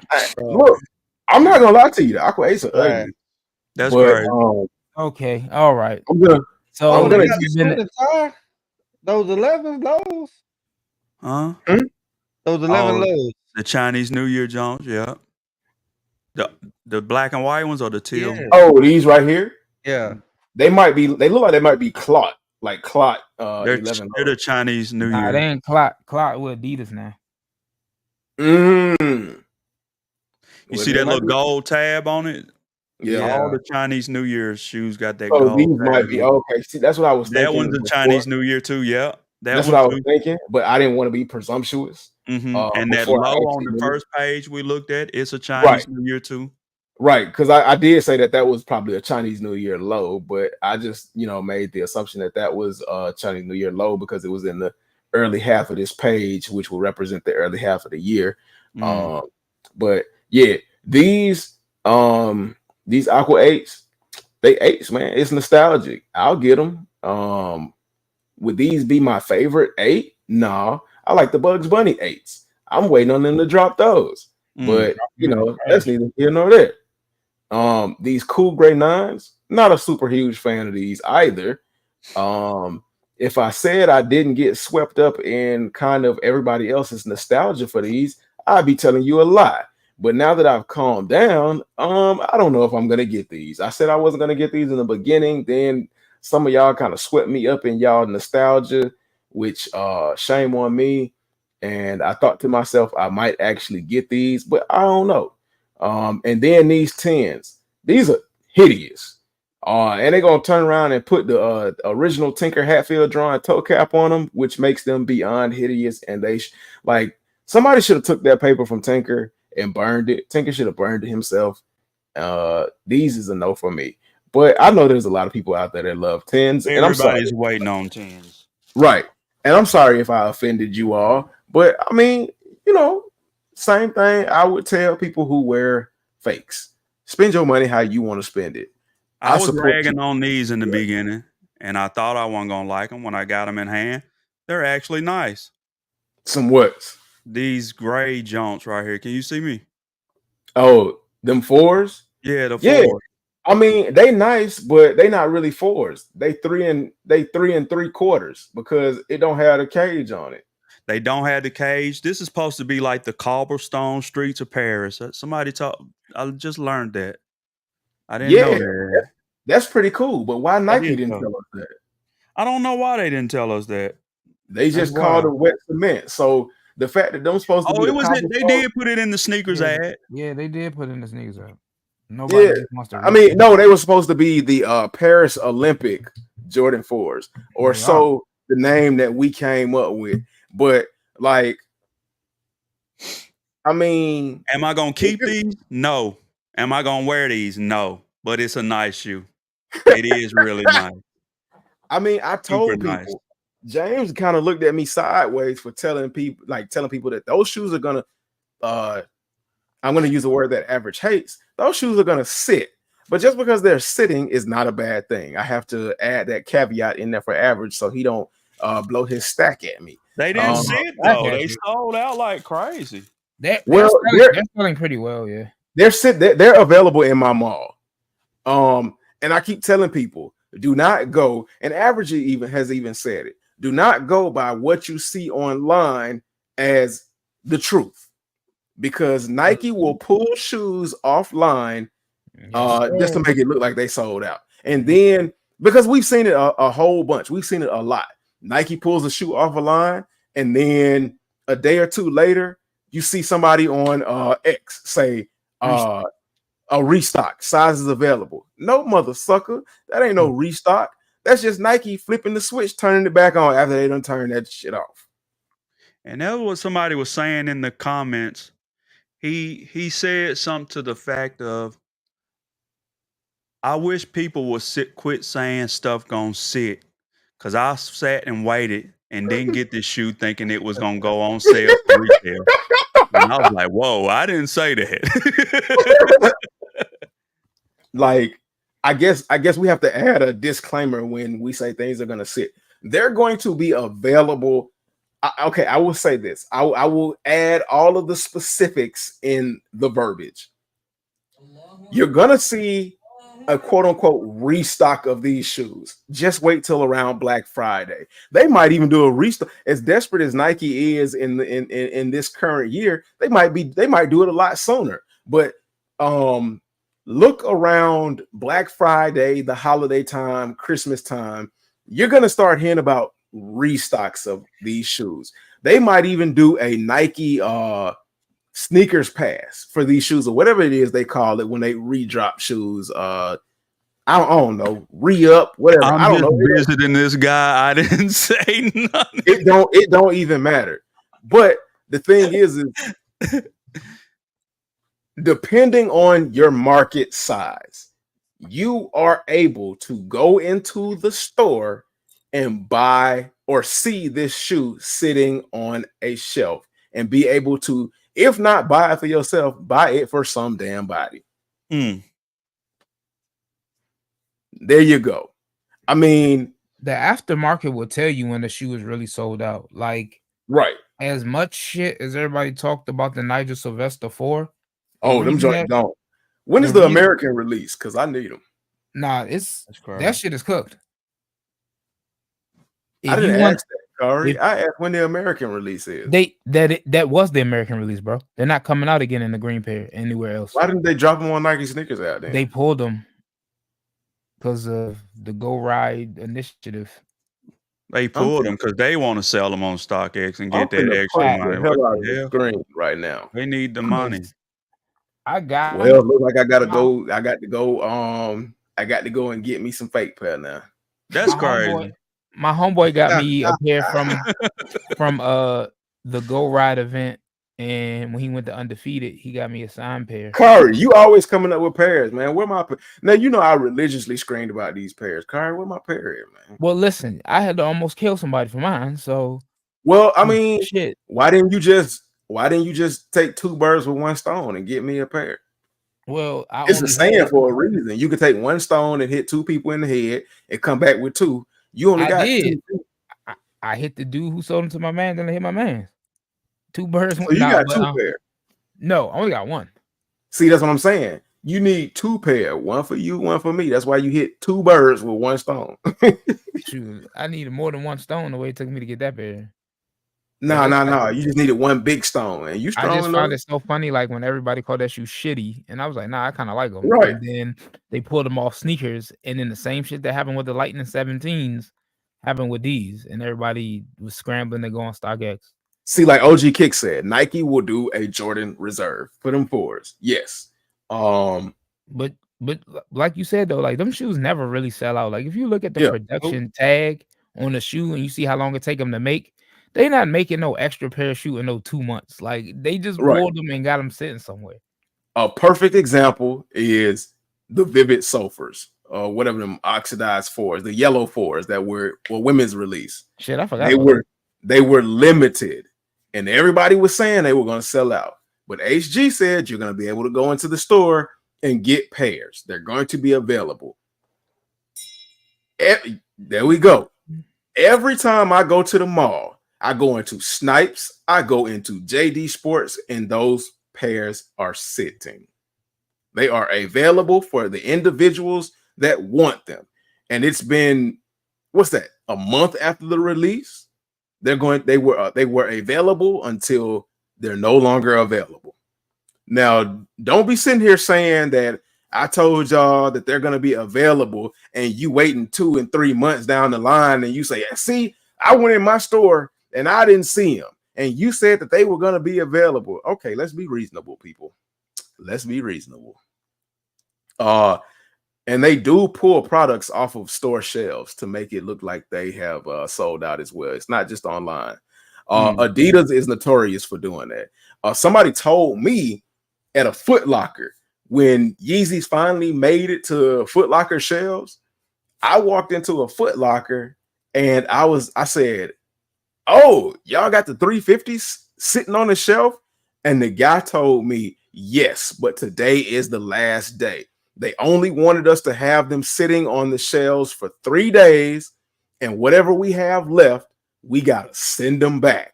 So it doesn't look like the shoe is sitting, so that it looks like the shoe is being sold. That's how you get these reserves and restocks, because they pull the shoes from the stores and they put them online to make it look like they're doing something special for y'all. Come on now. Hey, don't say HG didn't give you the information. Don't say that you didn't know about it.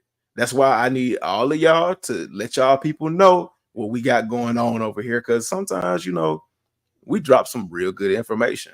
It might be in the beginning, might be in the middle, might be in the end. You never know. You got to watch, my friend. Hey, there we go. But yeah, they got the 12s, the Flu Game 12s. I want those, and I want the Ferrari 14s. That's a shoe that I definitely want. I'm glad that they're dropping all of these pairs. There's a rumor that in 2025 they're doing the shattered backboards, and I couldn't be any more happier. I need a pair of shattered backboards. As a matter of fact, if I get an opportunity, I want 3 pairs of shattered backboards. I don't care what nobody else thinks. I want 3 pairs. 3 pairs? Yes. Because I plan on wearing the hell out of them. I plan on wearing them shoes through and through. You're going to shatter the back out of them. Exactly. The back, the front, the sides, the top. I'm going to run through them shoes. That's yeah, I might even do a video of me cutting the grass in them shattered backboards. Let's go. Like, yo, I'm going to go crazy. But that is the list of confirmed shoes for 2025. Y'all let me know either in the chat right now or in the playback, if you make it this far in the playback, what you are looking forward to in 2025. Do not forget to check out creaseguards.com. Get you some crease guards. Get you a travel duffel bag. It's pretty big. I think I got one on the way. If it does come in, I'll do a video on it. Don't forget to go to reshoevnator.com. Get you some sneaker cleaning products. They have Suede Reviver. They have Soul Sauce to de-yellow your shoes. They've got brushes. They've got laundry detergent. They've got sole guards. And I don't care what nobody say about them sole guards. When you got them translucent outsoles, hey, look, I'm finna put them on them Johns. It is what it is, man. Say what y'all want to say. They shoes, they meant to be worn. It looks stupid for you to do it. Why are you paying that close attention to my feet anyway to judge me? And why are you worried about what I'm doing with my shoes? You do your shoes however the hell you want to. That's the new motto for 2024 going into 2025. Let me do what I want to do with my damn shoes, and you do what you want to do with yours. You value your things how you value them, and I value things how I value them. And let it just be that at the end of the day. Keep your comments to yourself.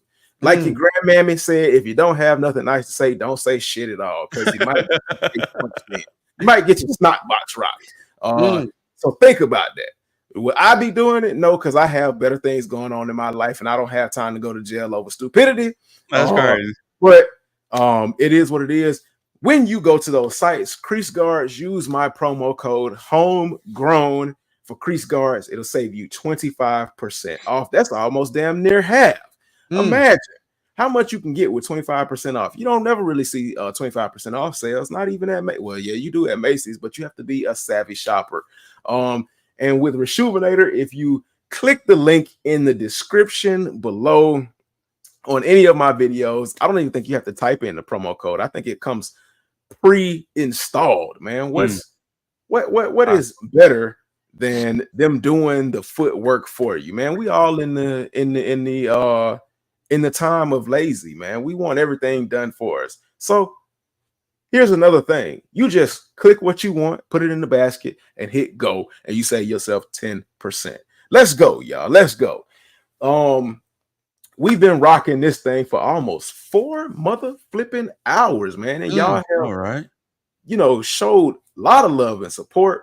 So I'm going to show love and support to each and every one of y'all and say thank you for coming through. I appreciate it. Again, make sure you have hit the like button. If you haven't, go ahead and hit it before you take off. Hit that subscribe button if you haven't already. Appreciate the Ghost Watchers. Give everybody an opportunity to say their last hurrahs, their final goodbyes. And we always do the last first and the first last. Average was the last one, but he ain't the last one on the screen. He is the next to last. So Superfly Kicks, man, we're gonna give you an opportunity to say your final peace outs, and we'll move on to the next. So Superfly Kicks, let's get it. Okay, we out of here. Appreciate you for having me, Homegrown. Hey, it's Superfly Kicks. What can I say? Hey, straight to the point. I like that. Man, that was a UA. I know, right? That was a UA. In my words, I say it's a you ass. I hope I ain't being an ass. I hope I ain't being an ass. Hey, Average, you don't want to tell them you gaming now? You gaming again? I checked the stream out. I seen you over there on the college football. You're gonna have to share see it me with last me. night? I see. Yeah, they went crazy last night. I ain't gonna lie. Yeah, they went crazy last night in the chat. That's dope. Yeah. Salute. Yeah, peace. Let's see what Kari at. Let's see. Where you at, Kari? Go ahead, hit that unmute mic. Yo, everybody. Great to be back. Great to talk to y'all again and chop it up with the guys and talk about current events, man. At the end of the day, UA real. Reebok, Adidas, Nike, wear what y'all like and have fun with it. Spend y'all money, don't spend mine. And I will see y'all on the next stream. Get well soon, James. Peace.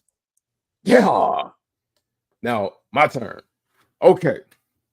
Now, like I said, hopefully this will be the last time we have this conversation about reels and reps, unless somebody come along and piss me off to no end and I feel like I got to say something. Let's just leave it at this, man. We all are at a firm understanding, buy what you want to buy, man. And leave it at that. Don't even worry about what the idiots say. We don't worry about what the idiots say and do any other time. Why we do it with shoes, man? It ain't no different than anything else, man. Let's kill that logic, get on the same page, and walk around in these streets and just be glad we got something covering our feet. I am your boy HG, also known as Homegrown Kicks. This is my channel. You all have supported me graciously. Thanks to everybody that sent all them wonderful donations in the last live. I appreciate y'all, man. Thank you for everybody that comes through on a consistent basis and supports me. And to all the new people, man, thank y'all for supporting me as well. I don't know. I ain't got nothing else long-winded to say. So with that being said, let me bring everybody back up on the screen. Thank y'all again for coming through. God bless. Appreciate y'all. Until next time, I will catch you all later. I cannot leave y'all without saying nothing is impossible. Fight for everything you believe in. Don't let anything stand in your way, and dream hungry. Until next time, I will catch you all later. Peace. Peace. Peace. Peace.